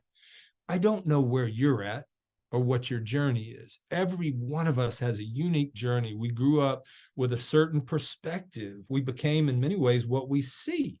And the content that we consume, it changes our brain. Someone used the word neuroplasticity. Absolutely. Is we're always changing. And that's why these coalitions and these think tanks are so important, because we're starting to change the way we see things. One of the things I started to practice when I would go into a prison is the Muslim population is very, very important in a prison. And you're not going to get peace in a prison without really engaging the Muslim brothers. I'll find out who the imam is, and I'll make a point of getting to build a rapport with him. And I'll go to him, and I remember at Hancock State Prison, cool brother, just a cool young brother, talented, powerful, lots and lots of brothers under his charge. And I came to him and I said, hey, man, I need to ask you a question. He said, what? I said, every Thursday when I come, can we grab a few minutes and you teach me something about Islam that I don't know? And he's like, yeah, I guess so. And I said, I need to know, because I don't know what I don't know. I know what I've learned, but I don't know what you know. And he said, I got you, bro. And so the next Thursday, you better believe he was waiting on me. And I came to him and I said, teach me something I don't know. And he said, well, a lot of Christian brothers don't understand that, hey, we hold Jesus in high regard. We believe that he's coming back, just like you guys believe, to take us all to glory. You just don't happen to believe what Christians believe about the death and the resurrection. And he was just kind of dropping knowledge and wisdom on me. And they treated me with such respect. I got brought, this never happens, but I was invited into their Holy Friday Jummah service, which is their day of prayer. I wasn't able to participate, but I got to observe, which meant the world to me. Seek first to understand the other. It makes all the difference in the world. You'll learn so much. I taught the leaders, even if you're not into all this peace stuff, this will make you a better leader if you try to figure out the other. Dr. King said that he was going to become an expert in his opponent's cause. He wanted to know your position better than you did, because he was so smart the way that he led. Number two, find common ground with the other. Now I look at these brothers and I'm like, they have so much in common, but all they're focusing on is what separates them. And we're living in a world that is becoming more and more divided, whether it's race, politics, gender, economics, religion. There's just more and more things that are dividing a nation, and people are dug in on what they believe, and they're seeing the differences. It was like the little the exercise you guys did about yes, no, hot, cold. It's like, I thought that was very interesting. It's like we're programmed to see what we don't agree with on the other. And yet when we start looking at similarities, it's overwhelming. And a lot of times it's just meeting someone where they're at. I was on death row in Angola State Prison, biggest prison in the country. It's infamous, notorious, known as the bloodiest prison in the world, until one warden came in and changed things. But I was working on death row, and we're going from one jail cell to another. It's old school, like the bars, and it's just a little 8x10. And these Christian brothers were ahead of me, and they were just going from cell to cell, and they were reading the Bible out loud. Now, there's three types of brothers on death row. Some just have their backs turned on their bunk. I don't want to see you. Others run to the front just for human connection, and just because they never get it. And then there's most of the brothers are kind of looking like, what are you doing here? And these brothers were just reading the Bible and hoping to engage, which is more power to them, man. Anybody that goes in and tries to serve in a prison got my respect. But they weren't connecting with these guys, especially this young brother. So they moved on. I came up by myself, and I looked at him. He was a young brother. Now imagine being on death row, a young brother, waiting on a phone call. He doesn't want to come. And I looked at him and I said, "Assalamu alaikum, brother." And he looked at me surprised, and he said, "Alaikum assalam." And we kind of, he looked at me like, "You're different," because nobody had noticed that a Quran was sitting there right by his bunk. And so he came over to me, and I reached my hand through the bars, And he grasped my hand, and you can see I've got all kind of interesting tats. This is my journey, but I've got different ways to express peace and all the things that have happened on this ride. And out of all these tattoos, he saw one, and it was Arabic, and it said salam. And he was like, "Why you got that?" I said, "Because I come in peace." I said, "Salam." He goes, "Okay." He goes, "Why are you here?" And I said, I don't know, because I love you, man. And he goes, "You love me. Why?" I said, "I don't know. I guess if I was on that side, I would want somebody to come and tell me that." And then he goes, "Your book says if you love someone, you should lay down your life for them, right?" And I said, "Yeah." And he said, "So are you going to die for me, brother?" And it was like a moment, man. He's looking at me, and I looked at him, and I thought for a second, and I said, "I don't know." I said, "I don't think I'm that good a man." And he looked at me, and he smiled this big smile, and he said, "That's what's up, honesty." And we embraced, through the bars, and he looked at me, and it was a totally different moment. He looked and he said, "Will you come back and see me?" And I said, "I don't know, bro. I hope so." And I'd made a human connection with 2 points. I seek first to understand. I'm trying to figure out what could it feel like. I slept in a death row cell at Angola to try to feel it. I mean, I sat in the chair. I laid down on the gurney. I mean, I was like, I can't feel these guys, but I'm going to try. And in our nation, can we do that? Can we look at the other? Can we become the other? I walked a mile with him before I judged him, man. I don't know what his story is and how he got there. I just know that the answer is not just listening to one another, but becoming the other. I mean, can the Republican become the Democrat for just a second to try to understand? Can the Democrat see the conservative in a different light? I have a much easier time bringing Crips and Bloods together than I do Democrats and Republicans, because we're not willing to really take a break, time out. I'm going to try to feel you. I see y'all laughing. I see you, Hannah Hodge. You're laughing. So sorry to call you out like that. So anyway, just walking with him for a second, it changed everything. And that's how it is. I mean, we have a beautiful transgender daughter, and people are like, "How do you handle that?" And I'm like, love, man, love, just love, walk with the other, try to feel the other, try to understand the other, find common ground with the other, walk a mile, try to imagine that life. And I believe this with all my heart. We've got a daughter that's alive.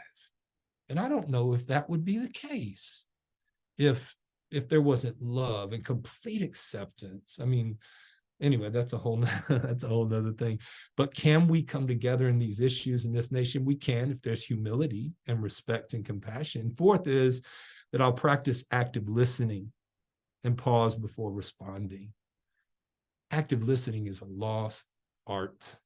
It's like, I don't know about you, but a lot of times when I'm in a conversation, it's like I'm thinking about what I'm going to say, and I'm missing what you're saying. I try not to do it. I mean, heck, I teach this stuff, but especially those of us that are married, that could be hard. It's like, I'm just waiting for her to take a breath because I got an answer. And it's like, I missed half of the stuff she said because I was preparing my rebuttal, my retort.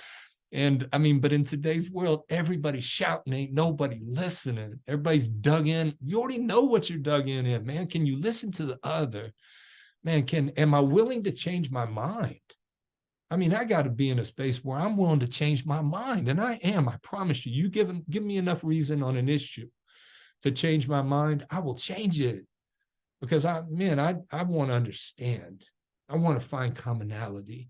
If you'll let me walk with you, it's so much harder to judge you, certainly to hate you. If I'll listen to you, you'll tell me everything I need to know. Listen and ask a question.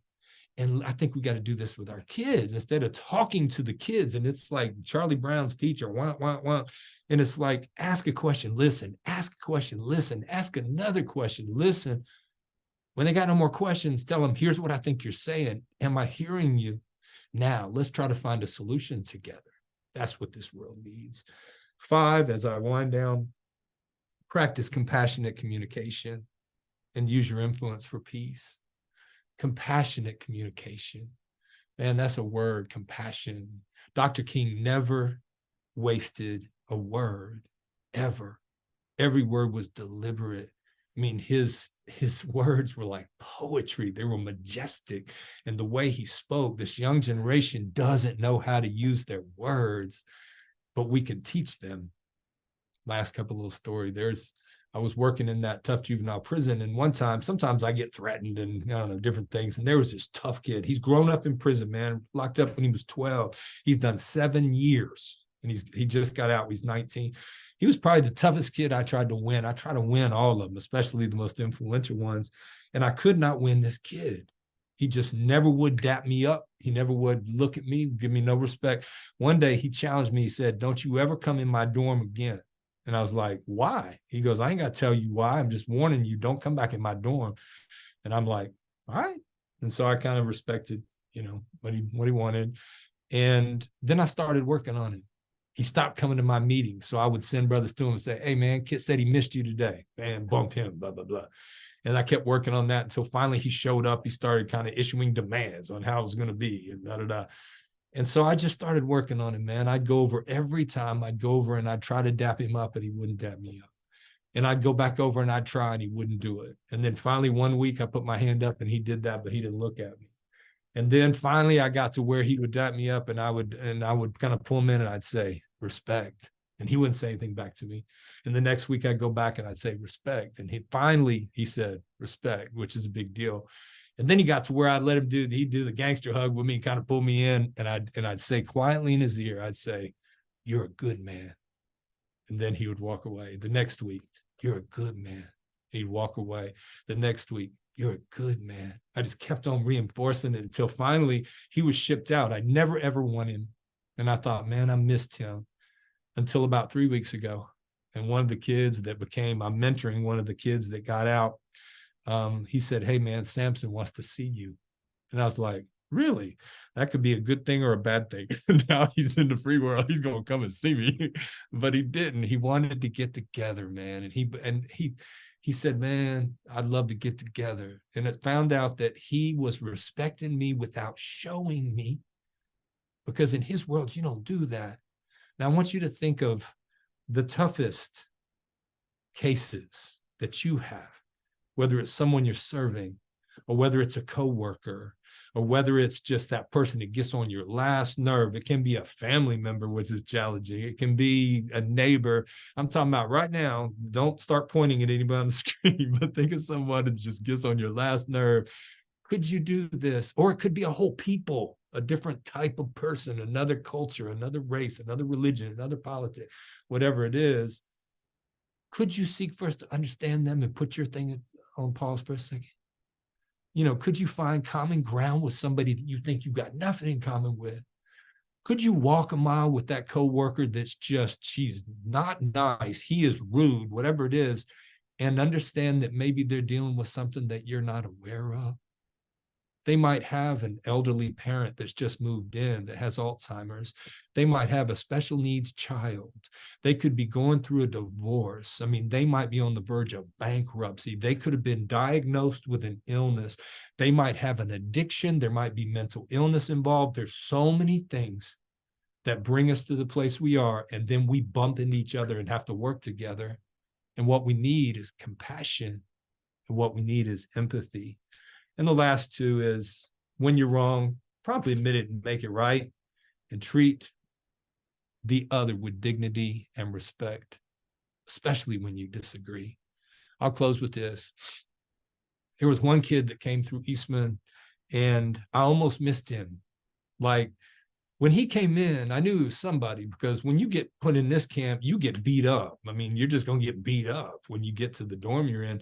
And this kid, nobody beat him up. As a matter of fact, they circled around him and kind of paid him respect. And I thought, man, he's somebody. And so I got to get to know him. He would sit in my circle and he would just look through me. He had a scary look about him. He'd been in and out of the system, been in the gang since 13. His mom was 14 when she had him. He's been on the streets and in and out. And now all of a sudden he's in my circle, and he watched me for several weeks And then we kind of started to get a little bit, then he'd share and do some things. And I realized this powerful young brother.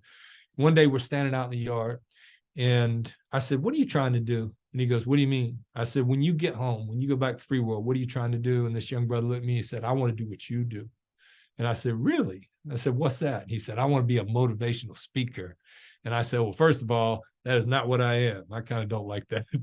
Don't ever call me a motivational speaker, please. God bless all motivational speakers. I don't mean me. And I said, so you want to do what I do? And he goes, yeah, I want to help people.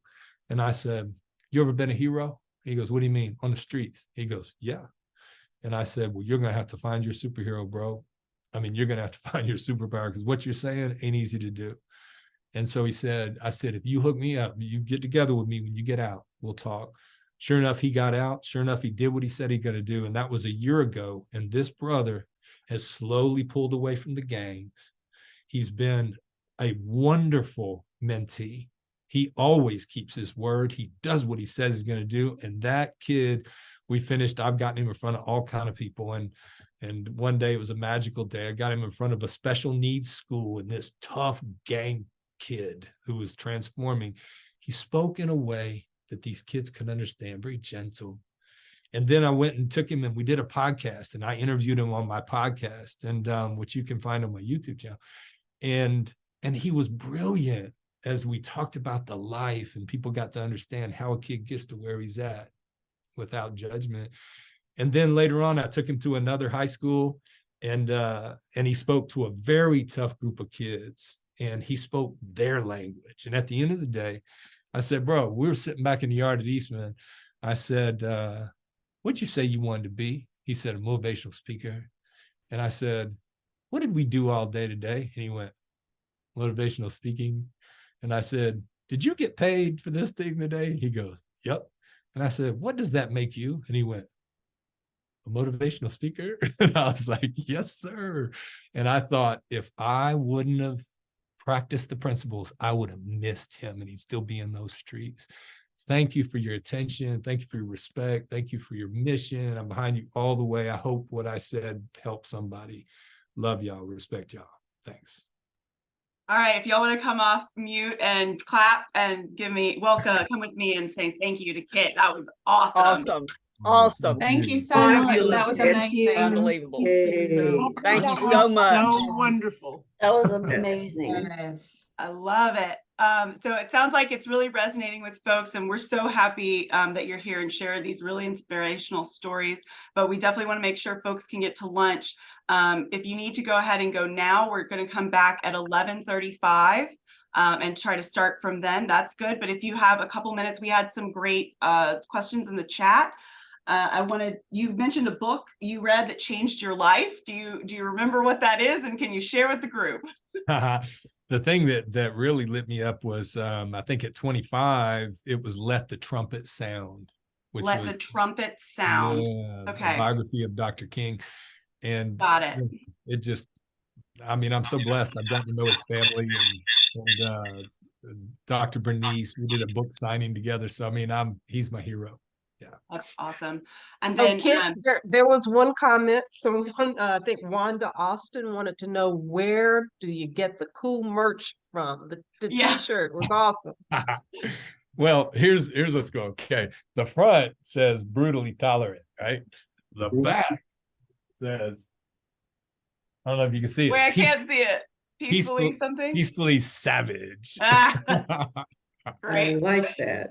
Well, folks are definitely into it, so you can send me the link. I'll send it out in the follow-up email. So guys, thank you so much again. We're going to break for lunch. We've got about 20 minutes for that, a little bit extra. When you're gone, you all received the Power Over versus Power With handout. We're putting it in the chat right now. I've put it in the chat a couple of different times. When we come back, we're going to look at that. There's an assessment on page 2 of that document, and it's super fast. So we're going to use that. If you have a second over lunch, please just take a couple minutes to look at that assessment. So thanks one more time, Kit. Are there any other questions before we leave? He leaves us? Looks like Jean. Nope, thank you. I have one quick question. You said power over is coercion and power with is what? Co-action. Co-action. Okay. Yeah, where we come together to get, to get to our common purpose. Excellent. Thank you. If we wanted to try to replicate some of the things you're doing in South Carolina, how would we get to those resources? I think you can just reach out to me. It's real easy. kit@kitcummings.com. Okay. kit@kitcummings.com. And then my website is kitcummings.com. So there's some resources there, but you could also reach out. I've done a little work in South Carolina, but I would be thrilled to discuss ideas or opportunities. That's fantastic. Thank you. Thank you. I'll put Thanks, that Joel. in the chat. Thank you so much, Kit. All right, we'll see everybody back at 11:35. Thank you so much. Thank you. Bye.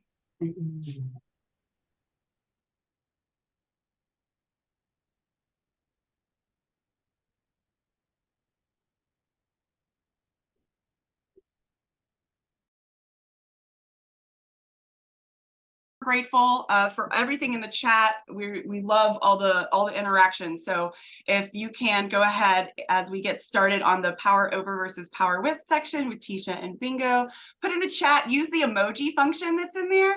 Give us a few emojis about how your lunch went or how you're feeling today in general. Let's just get a couple emojis going so I can start us off feeling like all y'all are rock stars. And I'm loving all the energy. Here we go.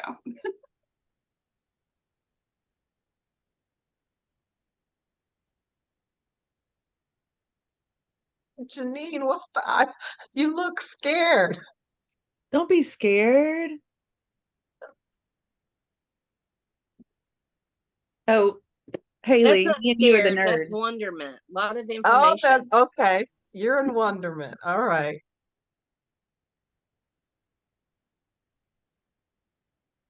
Kelly Patterson is love learning. We love it. Great. All right, Bingo, you want to go ahead and share the slides? We'll get started as people are putting things in the chat. Let me go Can back we see my one. slides? Yeah, let's go back one.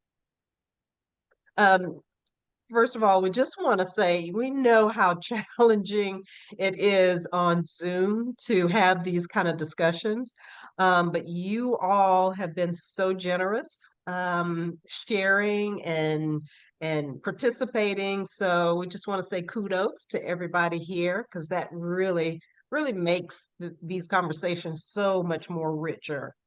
And I hope everybody enjoyed Kit Cummings. He really a lot of his information, especially his 7 principles, echoed a lot of our guideposts that we talked about earlier this morning. And then he touched on a little bit about power over and power with, which is a perfect segue into our next segment. With that, as a retired corporate HR manager, I would be remiss if I did not talk about Mary Parker Foley. Now, she was the mother of human management, business management, and she really was the first person that really honed in over the power over power with dynamic. Has anybody ever heard the expression win-win situation? Yes. I see people nodding their hair. Well, she coined that that expression. And this was back in the 1900s. People, were, using an iron fist, more of a power over dynamic to run businesses. But she noticed pretty quickly that when businesses used a power with dynamic, they were more successful. And so on the next slide, I know Katie provided everybody with a PDF with the power over and the power with. So if you have that, let's go ahead and pull that out because we're going to be using that quite a bit in this next section. So we linked to that before lunch, but if you have any issues, please just let me know in the chat and I can send it to you directly. Now we're going to focus on first the power over, and Kit alluded to that, and I'm sure everybody has probably been in a situation where they've worked in an organization or a group or been in a department where you've seen a lot of the power over dynamic. What jumps out at you about the power over? Are there any aspects that you've seen that sounds familiar that you've experienced before? And Kit When was talking about working in fear. I'm leading in fear with fear. Right, leading in fear. And Trish says controlling. Yeah. Like That's a narcissistic behavior. Speak about that. You said a narcissistic? Yeah, narcissistic behavior is when it's more of a controlling way to push you to do what they want to do, or psychologically training you to always be underneath their feet, and it's still that power over things to where it's still not a power with, and it gets more psychological as you deal with that time, to where it can make you feel like you're not doing as great, but you're still doing what they want to do, and it hinders growth within the workplace as well. Yeah, it's very manipulative. It's not a collaborative environment to be in. There's also a lot of the zero-sum game, meaning, one person or one group is gotta win at the cost of everybody else losing or not succeeding. What are some other aspects of the power over?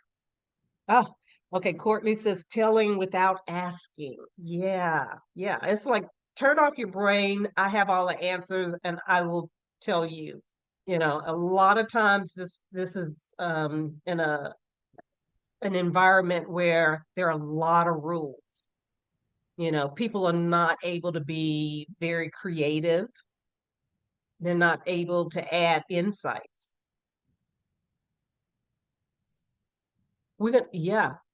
Using compliance for control. Yeah, a lot of punishment involved here. So we want to hear from you. Oh. Yeah. On the next slide, we're going to do a really quick Mentimeter, because I know we've all been in, let's go back a couple. We've all been in a power over work environment at some point in our careers. Let's go back one more bingo. Here we go. So if you have your camera on your phone, go ahead and just point it up here to the QR code, and it should take you to some exploratory questions where you can tell us about a time when you've experienced this power over dynamic. How did it make you feel? What did you learn from that experience? And let us know if you have any problems getting to that code. Was everybody able to get to it okay? Yeah. Great. So you should be able to see on the screen folks typing this in. So this is anonymous, and you can type in a couple examples if you want. Brittany, do you want to share your, while folks are typing in their answers, it takes a little bit. Do you want to share your experience of power with, which can be really draining? Power over, which can be very draining. Excuse me. So I want to share power over, actually, Katie, if that's fine. Yes, please. Power over. We're in power over right now. Excuse me. Yeah. So Kit really hit a nerve when he said leadership through fear. So in a previous position, my role was to work with young people. However, I wasn't able to fully do my job because I had the power from the parents telling me what I should be doing, and the power from the principal telling me what I should be doing, and the power of the superintendent. And so all of these different power dynamics like distracted or interrupted me from fully providing the work that was needed for the young people. And so while I was in it, I didn't really recognize it until towards the end, but like actually when being out of it and moving into another position, I was able to see, wow, that was me trying to work through all of those different power dynamics. Oh, yeah. I see a lot of scared to be myself. Yeah. Yeah. And I also see a lot of people being micromanaged. You know, it's funny when you go through a hiring process, you know, you're hired because of your expertise. And so when you're in a situation where you can't utilize your vast experience and knowledge because it's being spoon-fed to you, it's extremely frustrating. And in no way, when you are feeling suppressed, can you be creative. When you feel like your voice is not being heard, or you feel like information is being siloed to, you know, only this group of people have this information, not, you know, it's not being shared with everyone. When you are in this kind of situation, a power over situation, it is hard to be creative. It's hard to have innovation. Oh, I see another one. I felt very unappreciated. Yeah. It's not a motivating situation to be in. And then she also mentions the next one mentions one-sided communication, and that made her feel unvalued. I think that's like a very distinct power over, right? Only one-way communication indicates power over. These are great. Thank you for being so vulnerable, you guys. What did you all learn from those situations that you found yourself in? What did it teach you? One thing that I talk to my coworkers about a lot is I was in a very like power over environment. And when I finally switched roles and I got to that healthy environment, it's almost like I had to unwire my brain. Like they always are reminding me, you're a human, it's okay. Like you are not a robot. And so it almost it's kind of like we talked about those biases earlier. It's like you have to undo all those things that you've already programmed in your brain that this is how I should work under someone. Yeah. I actually suffered from post-traumatic stress from a previous supervisor. Me and another coworker that actually left our positions and went to a new job. And we would get an email from our supervisor saying, we need to have a meeting, blah. And we immediately thought, oh my God, what did I do? Because that was the way it was in our previous position. So it was extremely, post-traumatic stress is a real thing, and it can happen in any type of situation. And we had to recognize, just because we're having a meeting doesn't mean we did something wrong. Right. But it was very, very difficult. Well, and Trish, that's got to be stressful too. I mean, you should be able to just come in and do your job at the best of your ability. But when you add that unnecessary stress on top of it. Yeah, it was every time. They were looking for things that we did wrong, that they thought we did wrong, but we really didn't. So that made it, that made it that much worse. And so, every time I would get an email from that supervisor, I'd be like, oh, here we go again. And then when I got my new job, I was like, whoa. Like she said, like Hannah said, you have to untrain your brain to not feel that way anymore. It was very, very interesting. Now, with the power over situation, what are some downfalls to the organization, to your departments, to your coalition? What does it? What are some of the negatives? How does that impact your group dynamic? I think you see a lot of retention issues, and so you're constantly changing the group because it's hard to keep people engaged in those type of cultures. Janine, you're absolutely right. That's probably one of the biggest drawbacks from this is that you have a constant revolving door.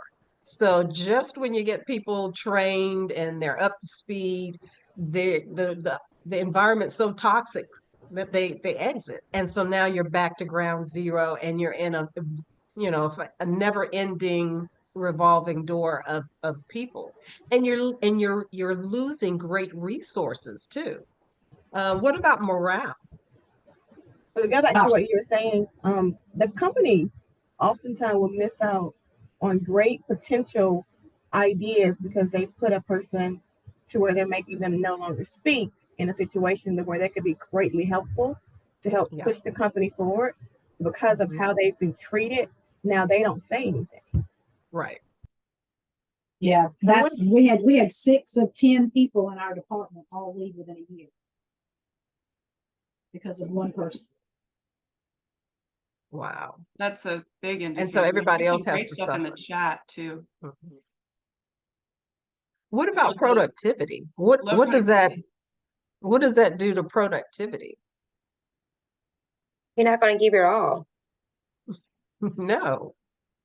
Yeah, you're just trying to survive. Yeah. You're going to get mediocre work. Mm-hmm. I had a manager once say that, you know, when you have a toxic work environment like that, literally people throw their hands up and they just come in and flip the light switch on, but they're not really there and they're not giving it their all. Yep. Yeah, these great little chime-ins in the chat are great. That's quiet quitting, right? That's what everyone was talking about because everyone was exhausted. And then Angela says resources end up getting wasted because that employer is missing the mark, right? Employees won't have the energy to give it all. And then I think about, because, you know, I'm in public health, we're in that field, we're in community health. We're doing heart's work, not just hard work, but our heart's work. And so it's especially damaging, like Trish, you know, Trish was saying, all these folks left, Quenisha, Lucretia, all these things that y'all are saying, this is very much a,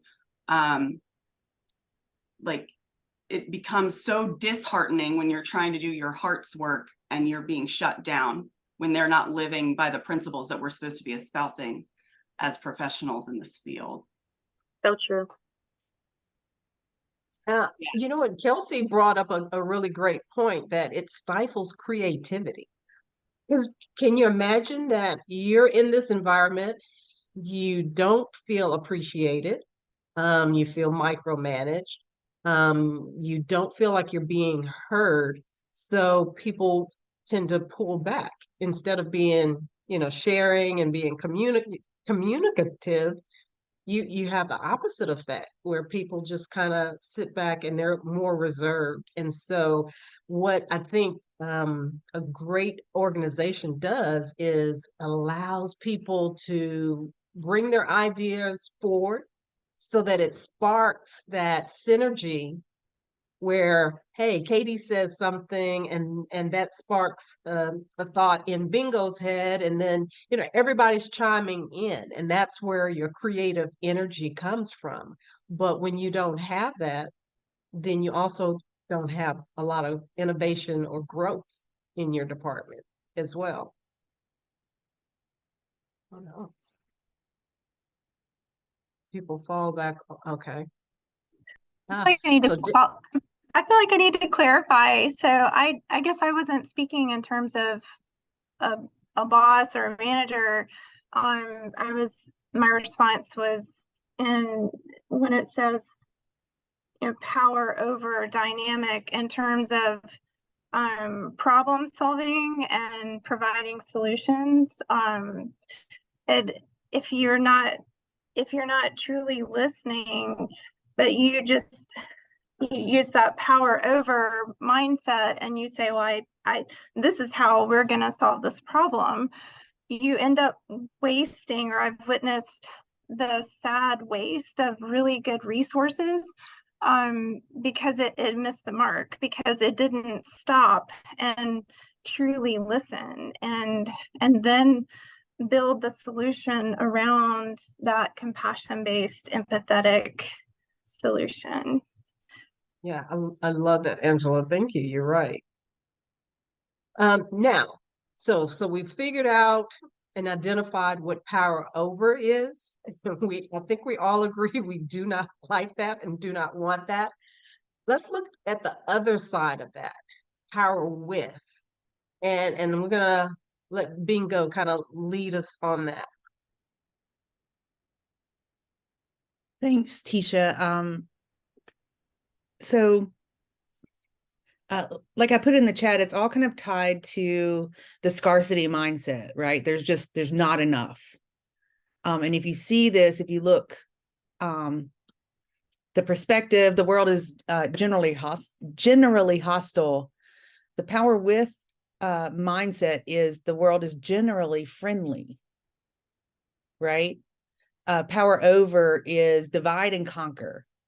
Power with is strive to unite. And so you have to shift your ways of being a little bit in order to move into a power with mindset. So for example, the priorities of somebody who has a power over mindset is rules. This is the way it is. The power with is principles. Power over is procedures, how to do it, as opposed to why we do it. So let's do, well, real quick, the results of a power with organization, friend group, school is when you combine it with a meaningful mission, is you get commitment, engagement, and great results, which is what we're all really trying to achieve. So in the handout that you got, that it actually gives you, I think, 4 different assessments. And Katie, the brilliant woman that she is, has combined them so we can kind of get a overall view. So if you could go through this kind of quickly, and we're going to get a tally, right? So read the question, the statement here. There is a sense that we are all in this together, even though people have different jobs, titles, and salaries. So number 1 is that you very strongly disagree. And it goes all the way up to 7, very strongly agree. So we'll take That's on page 2. So just check through those. Don't think about it too hard. And then on page 3, you can see what you fall into. And then we'll put you in a group and quickly. Quick question. Are we answering this just like as a general in our life, how we feel, or like in our organizations, coalitions? How do you want Great question. So I think it's about either your organization that you work for, but we're thinking more, especially since we have Healthy People, Healthy Carolinas, Blueprint for Health, the Wholespire communities, right? We're thinking about your coalition because this is what we want to move for. So on your coalition, where are you in this power over versus power with space? And you are not turning this into anyone. No, this is right. for you. This is for you. So when we do that, and then when you discuss in the groups, thank you, Hannah, for asking for the clarification. When you discuss in the groups, we're talking about your coalitions. So is there a sense that you're all in this together, even though everybody has coming from a different place, different jobs? People are treated with equal respect. Is that true in your coalition?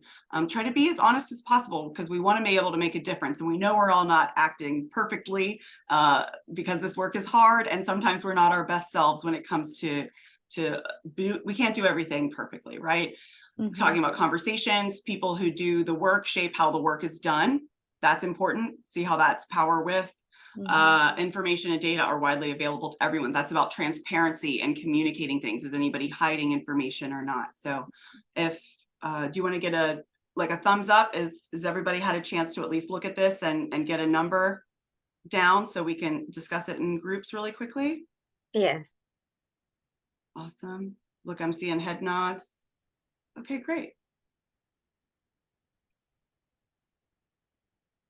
So we're going to go into the groups. Go ahead and see you in just about 5 minutes.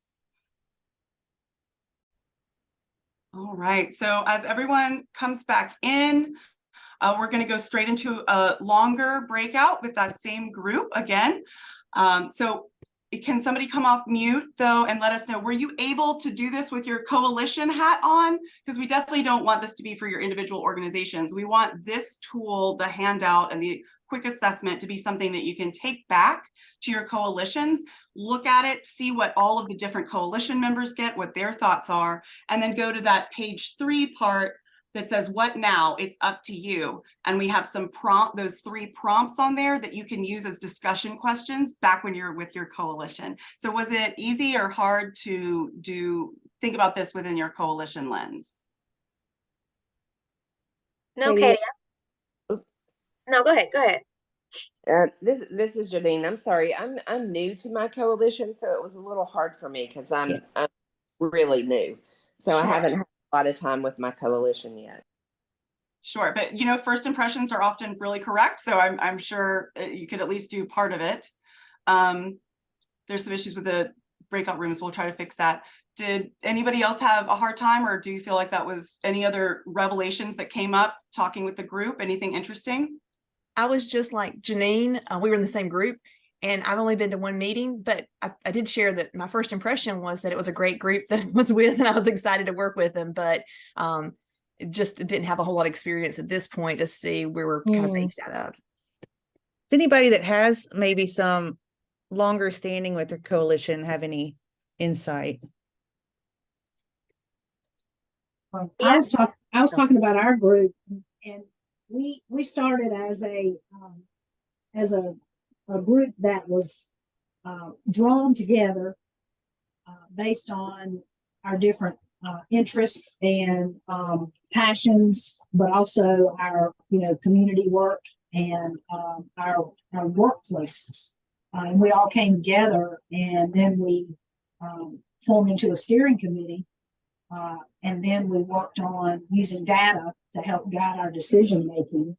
And then we found that we went to the community and had listening sessions and asked them what they wanted to do. I think our way of doing things has been very powerful because we have given everyone a voice that's on the steering committee. We have a governance platform. We have real good communication amongst all the members. Our meetings are very well done, very efficient.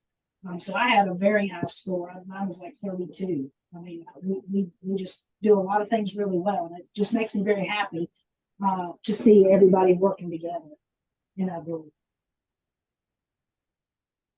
That's great. Go ahead, Quanisha, and then we're going to go back out into the other groups. Yeah, I agree. My group, I think one of my facilitators for my committees are on here. Her name is Stevie, and she does a wonderful job and facilitating for York County's various committees for our CHIP needs assessment. And the collaboration sometimes is challenging when some of the members are not too engaged. So I think that's one of the challenges that we see. So how do we get like the members to be more engaged and more involved to fulfill the goals that we need to do for York County? So that's a perfect segue into what we want to talk about in the next discussion. Bingo, will you share the small group discussion questions that we have? Artisha, I'm so sorry. Please go ahead. So Katie, we were going to we're going to go into moving forward a little bit here. And here we go.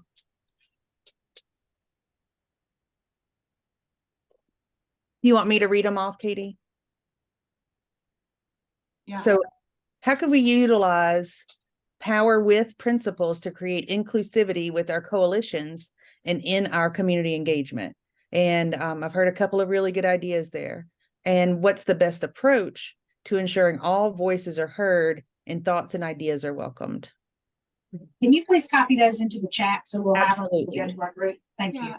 And then also they should be, we'll put that slide up as a slide that you should be able to see when you're in the breakout rooms. And so just thoughts before you all join. Quanisha, you brought up the idea, we want folks to be more engaged. Okay, the only way to engage people in an authentic way is to use power with principles, right? So which of these power with principles that you're looking at on the sheet could be used to increase engagement with your folks so that they feel more like they are with you instead of being talked towards? you know? Right? So these are actions. Try to pull out some actions that you want to take with your coalition that are based on these power with strategies, and talk with each other about what that could look like. And then when you come back into the room, please identify somebody so we can hear from all of you, because we want everybody to share what they thought would be good first step actions. Bingo, you want the same amount of time? No, we want to go, I think 12 We've minutes. got, I think, at least 10 minutes. Yes. So back in the same groups for 10 minutes, and the questions are in the chat. So we'll see y'all soon. Oh, I got it. Ring again. So, do we have a volunteer from one of our groups to, let's see, one of our groups that maybe we haven't heard from yet, to report out on what they discussed?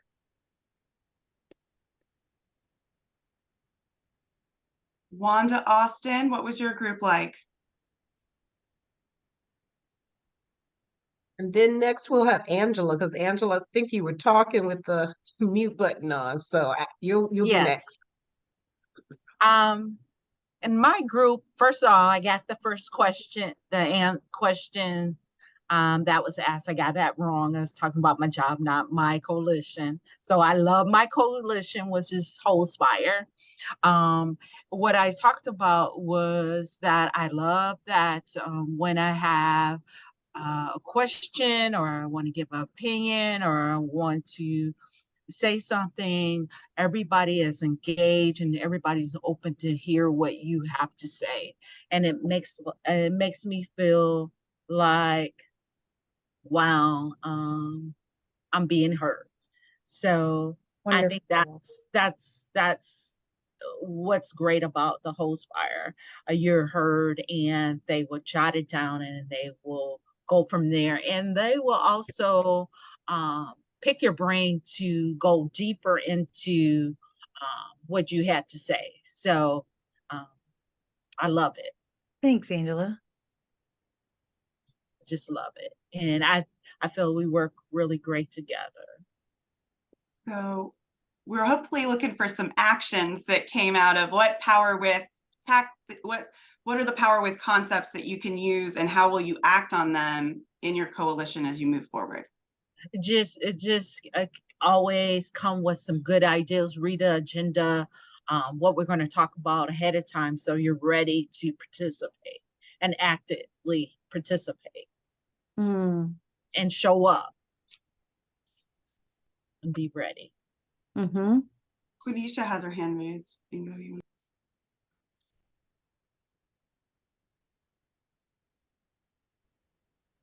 Oop, you're muted, ma'am.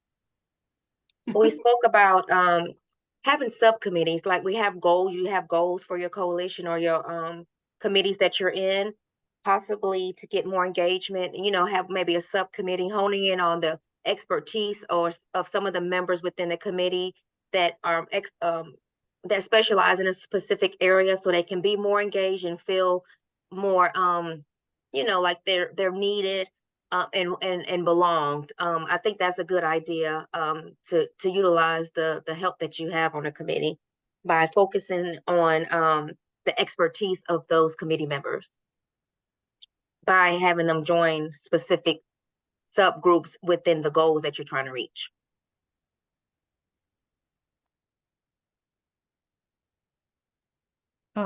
Do y'all share about what's going well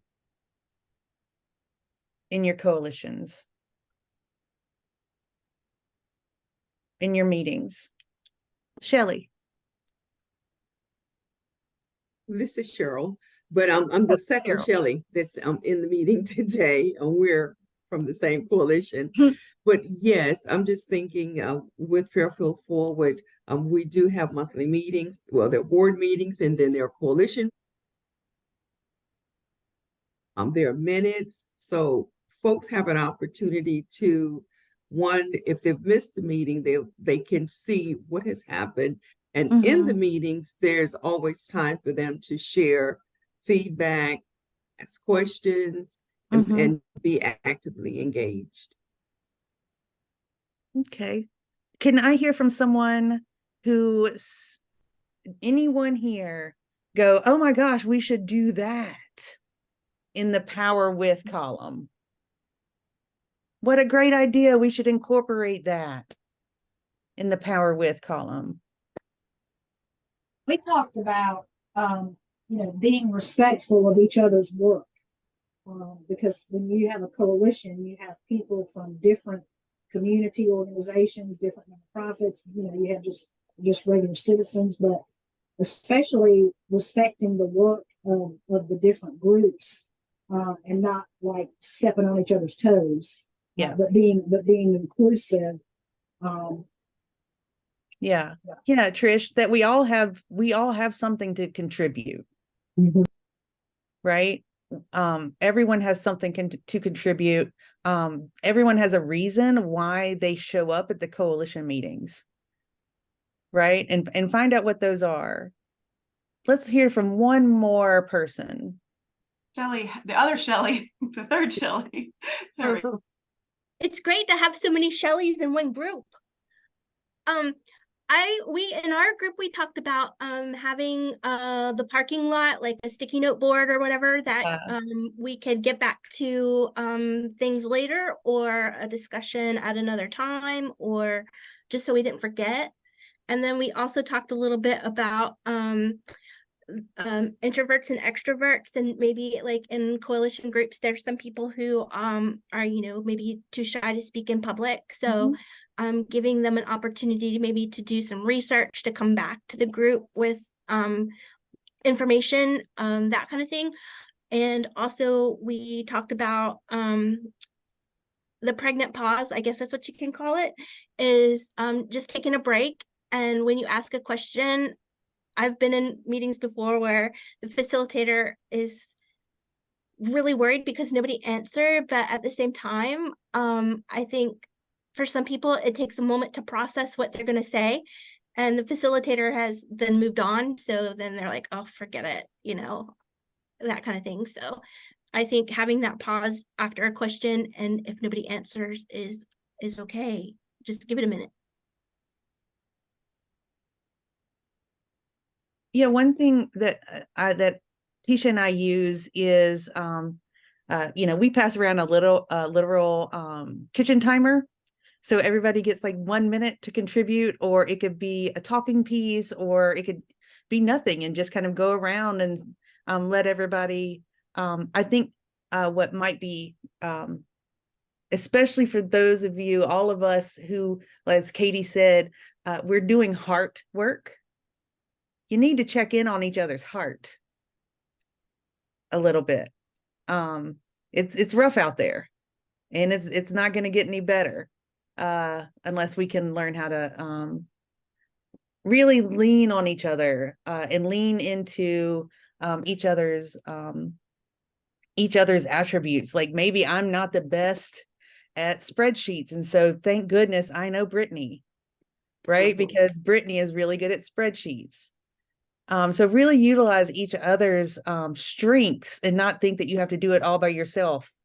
Because I think we're a bunch of leaders here as well. And so spread the wealth. You're going to get more input from teams that feel empowered to do the work themselves. Any burning comments? Because what Tisha is going to teach us about next is leading directly from that comment. Well, sorry, I don't want to mess up your segue, but there's a great comment in the chat from Lorelei about discussing collecting data from all areas and groups of people in our community, having meetings at night or weekends, so it isn't just agency people attending. All of these are really great Power With pieces. I just, as a qualitative data person and somebody who's been thinking about this for a while, would like to encourage you, when you do something like listening sessions, or you're collecting data from your community, remember that you're extracting information from them, right? You're asking them for a favor of their time and their expertise to provide you with that information.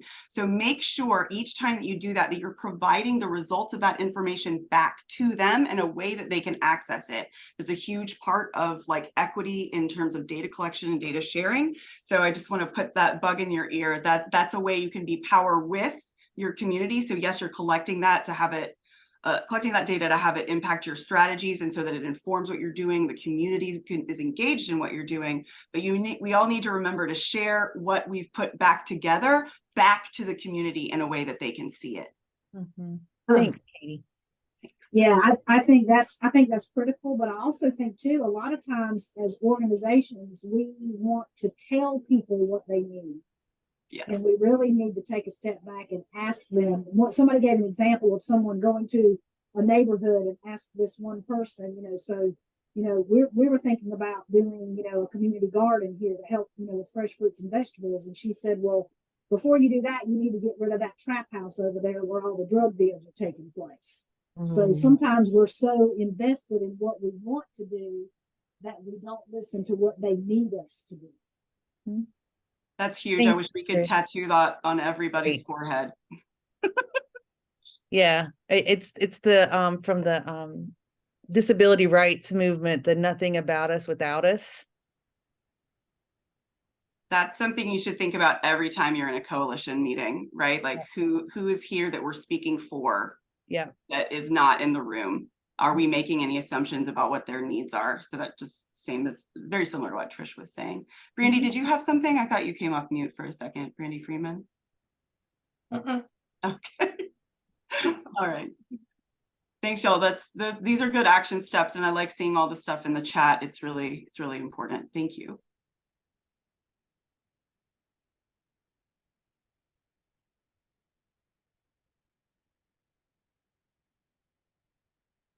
You ready, Tisha? I am. I think Bingo said it best, and Katie has echoed that as well, is that a lot of what we do is hard work. I think by the nature of this work, we are givers, we're nurturers, we're fixers, we're multitaskers. We wear a lot of different hats. We're the nurse, the psychiatrist. Did I leave off any hats that we wear? Yeah. And so, but the one person that we sometimes run out of time for is ourselves. We don't gift ourselves enough time to nurture and care and give to ourselves.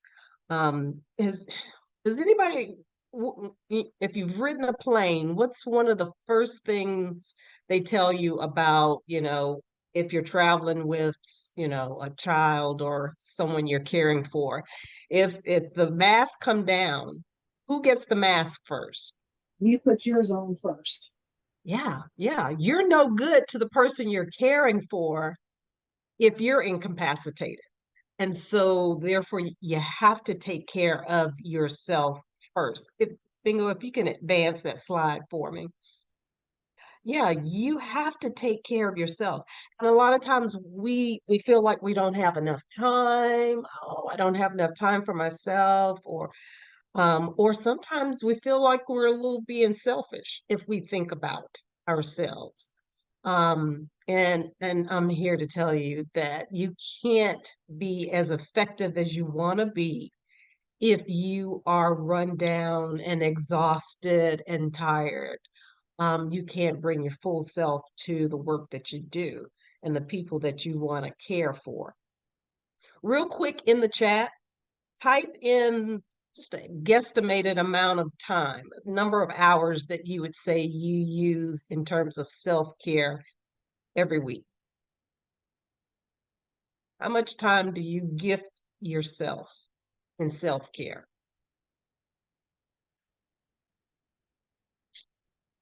Wow.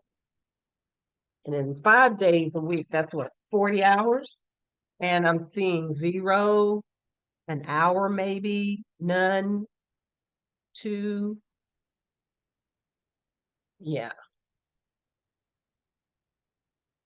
flip the slide for me, Bingo. In 2014, Trisha Hershey, who you see there with the red flowers, she was at Emory University, and she was in the getting her Master's of Divinity degree at the Candler School of Theology. And she had a family. She, obviously at school, working, and she found that she was just exhausted all the time. And so she started taking naps. And what she noticed was that she felt more restorative, stronger, more alert, more creative. She did better on her, her test and exams. And so she had an epiphany that taking naps, I shouldn't feel guilty about it. And I'm going to do that more often because I'm more productive because of that. She wrote a New York Times bestselling book called Rest is Resistance.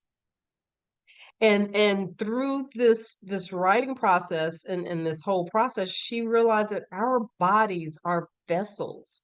Our bodies are vessels of liberation, knowledge, creativity. All of that happens. How many times have you gone to sleep and woke up and had this dream where you had this great idea, or and you just wanted to hurry up and write it down before you forgot it?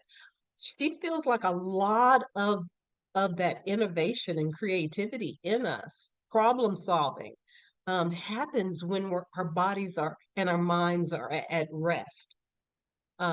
So she created what she calls the nap ministry. And that's where people can literally, she has seminars where you come in, have some inspiration, affirmations, and you take a nap. You rest. You rest your mind, your body. You daydream if you want to. You do all of those things that allow your body to rest and restore energy. Let's flip the next slide for me. What are some of the things that you got, and you can come off mute. What are some of the things that you do that help you rest, or make you feel like you're refueling yourselves? What are some activities that you do that offer that for you? Journal. I know for Shelley, what was that? I journal. Journal. Ooh. Journal. What kind of journaling do you do? Is it a gratitude journal, or what is it? I do. I have a gratitude journal on my wall in my office, and I also have one at home. And usually my goal is to write 5 things a day that I'm grateful for. Oh. And they don't have to be big and substantial. It can be something Right. as small as I was happy one day to have a Dr. Pepper. Mm-hmm. Mm-hmm. And what does that do for you, the journaling? It helps me stay positive. Yeah. Because there's a lot of things that can go wrong in a day, and to have that gratitude journal, especially the one in my office, is on the wall where I can see it, and it kind of helps me refocus to get back into the positive and not so much the yucky stuff that goes on. Yeah. I've had people say, I don't have time for all of that stuff. I'm too busy. I've got a lot going on. But you're right, that it doesn't solve all your problems. You still have, issues and things to work out. But at the same time, it allows your brain a little respite from all of the stress and the racing mind. And it allows you to focus, and it calms your body down so that you can tackle, whatever lays ahead of you. What are some other things you guys do? This is Cheryl. Oh, sorry. Okay, Cheryl. Go ahead. I'm listening to music. I'm listening to nature sounds, and at work, the one that I really love is to put my headset on and just hear the ocean sound, just constantly, and it just brings me to peace and serenity. Yeah, definitely. And you know what? A lot of these things here releases feel good hormones in our bodies that allow us to relax and not be as stressed out. Does anybody see some of the things that maybe we've done today just in our session, in our time today on this sheet? Because we've done a couple of these. We did the deep breathing. Mm-hmm. We did the deep breathing. What else? Visualize your favorite place. Yeah. Yep. We did that. We had our eyes closed. Mm-hmm. Yes. Yeah. Is there any on here that that you do that's not even on here? Silence. What's that, Jean? Just sit in a room and silence. Sit in a room and just be silent? Yes. Ah, yeah, that's a good one too. Very good. Well, you will get this handout as well. Katie will be sending this out with the email communication. Let's flip to the next slide because there's a Berkeley University has a science-based happiness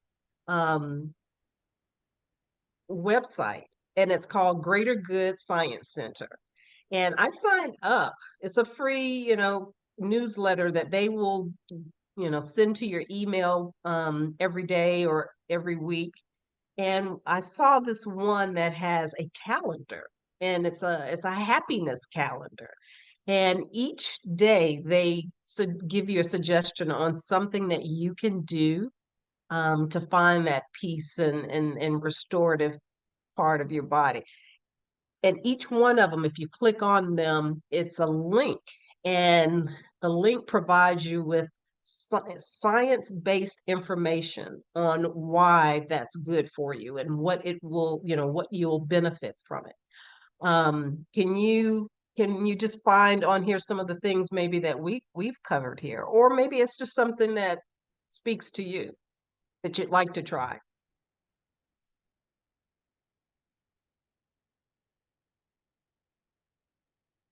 I regularly do number 13, and it is very fun to do. Like even in the grocery store line.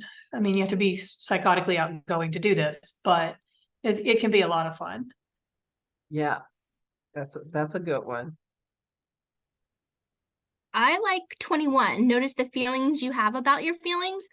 I didn't realize that was a thing until not too long ago, and I was thinking, why am I feeling this way? What am I going to do about it? And why did it make me feel that way? So I like that it's a thing. Yeah, to sit in your feelings sometimes. Sometimes we're so quick to brush things off because we don't want to feel that anymore, or we don't want to be uncomfortable. But sometimes we need to sit with it and try to figure some things out. I think number 10 usually works for me, especially in hard situations. Yeah, Can 10 you is a good one. what she said, Letitia? It was hard for Yeah, folks to hear. yeah. Lucretia was that Lucretia? Yes, was talking about number 10. And that's actually that was one of our guideposts as well, is, be curious about people's perspectives and opinions and try to figure out where that came from. So these are all unbelievably important, and Tisha's probably going to mention this in a second, but I don't want to leave this page or like this space without mentioning, like, these are all individual things that we can do, and that's incredibly important. But rest and restoration is not 100% your responsibility. So this concept of self-care has been kind of appropriated by like capitalist culture, and there's a lot of like grind culture that's built in, like that our productivity is the basis of our self-worth, right? So I just want to acknowledge that we don't want self-care or rest and restoration to become just one more thing on your to-do list, right? It is about making that space and recognizing that our entire culture is telling us to move and to work and to produce constantly. And so this is the beautiful thing about Trisha Hershey and what she says in the NAT ministry is that this is a revolutionary act, right? To take time for yourself, to rest, to refuse to be productive for a little while. And so I know Tisha and I have had so many like intense, awesome conversations about what this means and how it is, but like I do want to say, it may not feel like it at first, but in doing these things and stopping and caring for yourself, you are doing anti-racist work, right? Because you're decoupling from that idea of we must produce in order to be good to society, and we are worthwhile, and our opinions and our thoughts and our feelings are worthwhile just because we are who we are, not because it produces something great. Right? Anyway. I also want to add in that I realized not that long ago that self-care can be making sure you wash your face every day. Because some people have a problem, right, with physically taking care of their own bodies, and that is the revolution, right? Because what Katie's talking about is this society wants to grind us down, and they're going to try to do it. But if we rebel by being the healthiest people we can, we'll get a lot further. Yeah. And part of that rebellion is knowing that you don't need permission to do this. This is your God-given right. You know, you're valuable. The work you do is valuable. And in order to do it at the highest levels, you have to take time out for yourself, and you have to care for yourself. And you get the rest that you need. And I was going to save this for last, but Patricia also has these little affirmation cards, which, you know, I'm going to plug at the end for anyone who finishes their survey. You will be entered in to a drawing to receive these. But let me just read to you a couple of them, because we know this, but somehow we don't tell ourselves this enough. One says, rest is my foundation to build, invent, restore, and imagine the world I want to see. Naps are portals to healing dream space. Rest is a beautiful interruption in a world with no pause button. That's one of my favorites. So the beauty of those cards, Tisha, is that it gives you the how. I think so many of us don't even know how to rest outside of maybe doing yoga. So these give you some things to think about, to meditate on, and ways to actualize real rest and restoration instead of that self-care, take a break, eat a chocolate kind of thing. Get a pedicure. Anybody else got any thoughts on this? I'm just very interested by number 3 as a person who like constantly needs to be in someone else's presence. What, Hannah, why do you think number 3 is challenging for some folks? I mean, I think that there's an aspect of it that like is almost like if you're alone, then you're kind of trapped to actually deal with the thoughts that you're having. And that can be really much scarier than just like being with other people and letting their thoughts fill your brain for a day. Yeah. You might have to. I'm sorry, I was going to say that was one of the things that was mentioned in the Surgeon General's podcast was his talk on isolation, and at the same time that we need to have solitude, to have that time in silence. And if more of our maybe younger and upcoming generations weren't overwhelmed with phones and digital and everything, that we could appreciate like just waiting and just being in the moment.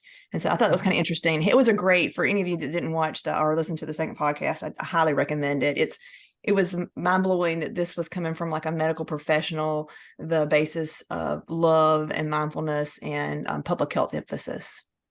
I know so much. Bingo sent that one to me. It was like, we've got to use that one. That is so good. So yes, if you have not listened to it, I think Bingo actually did a transcript of it. So if you don't have time to listen to it, it's a quick read. The On Being website actually supplies the transcript for all of their podcasts. So if you're a reader and not a listener, that's available. Very good. All right. All right, guys, we're going to close on out.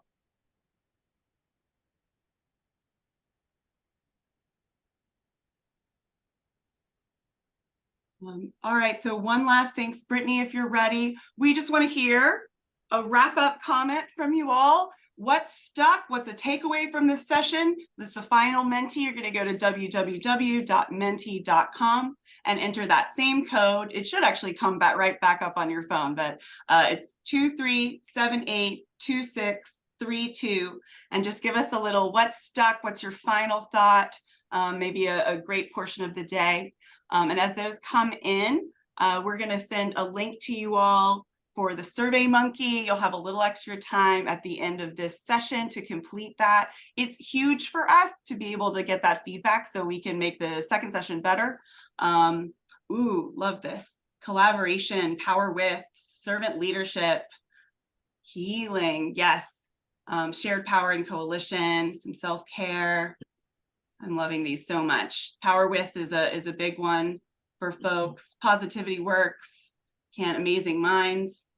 7 principles. Yes, we love Kit's 7 principles. So thank you all so much. Continue to put these in. We definitely want to hear from you what the best portions of the day were and what stuck with you. Bingo, do you mind going to, oh, actually I can share. No, do you mind going to the screen with the beautiful Monique McDaniels on it for me?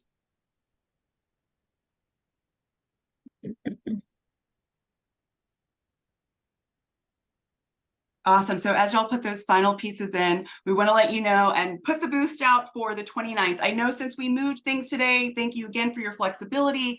Since we had to move things to Hurricane Idalia, that our second session is now going to be Friday, September 29th for the same time period. And what's important about this session is that it will be skill building. Yes, there will be some lecture, some understanding around things, because we want to hear from Monique McDaniel. She's an incredible community advocate, has worked in all kinds of organizations across the state, but she is a master of conflict resolution, and she is a mediator with the Midlands Mediation Center. She also currently works as the VP of Community Engagement for Goodwill Industries of South Carolina. She's a project manager, but we have a quiz for you to understand your conflict style. And remember, and none of the conflict styles are bad. We all just have one that we go to, and we need to be aware of it.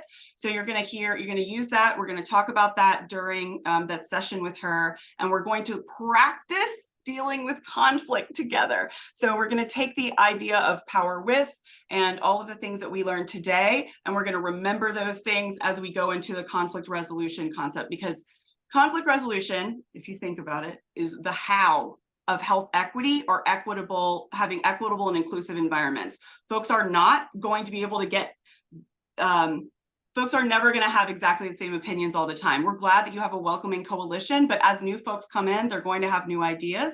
So you're going to have conflict, and that's okay. So we want to be able to teach you how to see conflict as more of an opportunity and less of something that you have to avoid. We are in the South. I know that that's culturally kind of a shock, but we're going to practice together how to do this because it's the only way to move forward and really hear each other. Quenisha, you had your hand up for a second. What was your question? Oh, no, I was just clapping. Sorry. Oh, thank you for the clap. Yeah, so we're looking forward to being with her. We'll have a really interactive session that day, in and out of breakout groups. So be prepared. And then you'll see a link where you'll take a conflict styles assessment from her. We go to the next one. And then finally, we should have the meeting evaluation survey in the chat. Brittany, if you'll put that in there, I would be so grateful. Bingo, if you could go back a few slides, there is the meeting evaluation QR code. Let me tech. I'm teching. Give me just a second. So yeah, if y'all could do that, that would be fantastic. It's extremely, extremely awesome. Thank you all so much. I see the thank yous in the chat. We're very much looking forward to Peace Training number 2 and closing out a great Peace series for 2023. Thanks again for all of your awesome interactions today. Thank y'all. This was wonderful. Thank you all so much. So Brittany, can you make somebody put that link in the chat for me? And we'll close it on out. You can come off. It's in there. Yeah. Oh, great. Okay, good. All right. Well, thanks, everybody. You're welcome to go off and give snaps and claps, but have a wonderful rest of your day. And we're so grateful for your participation. See you on the 29th. Hey, thank you. Bye-bye.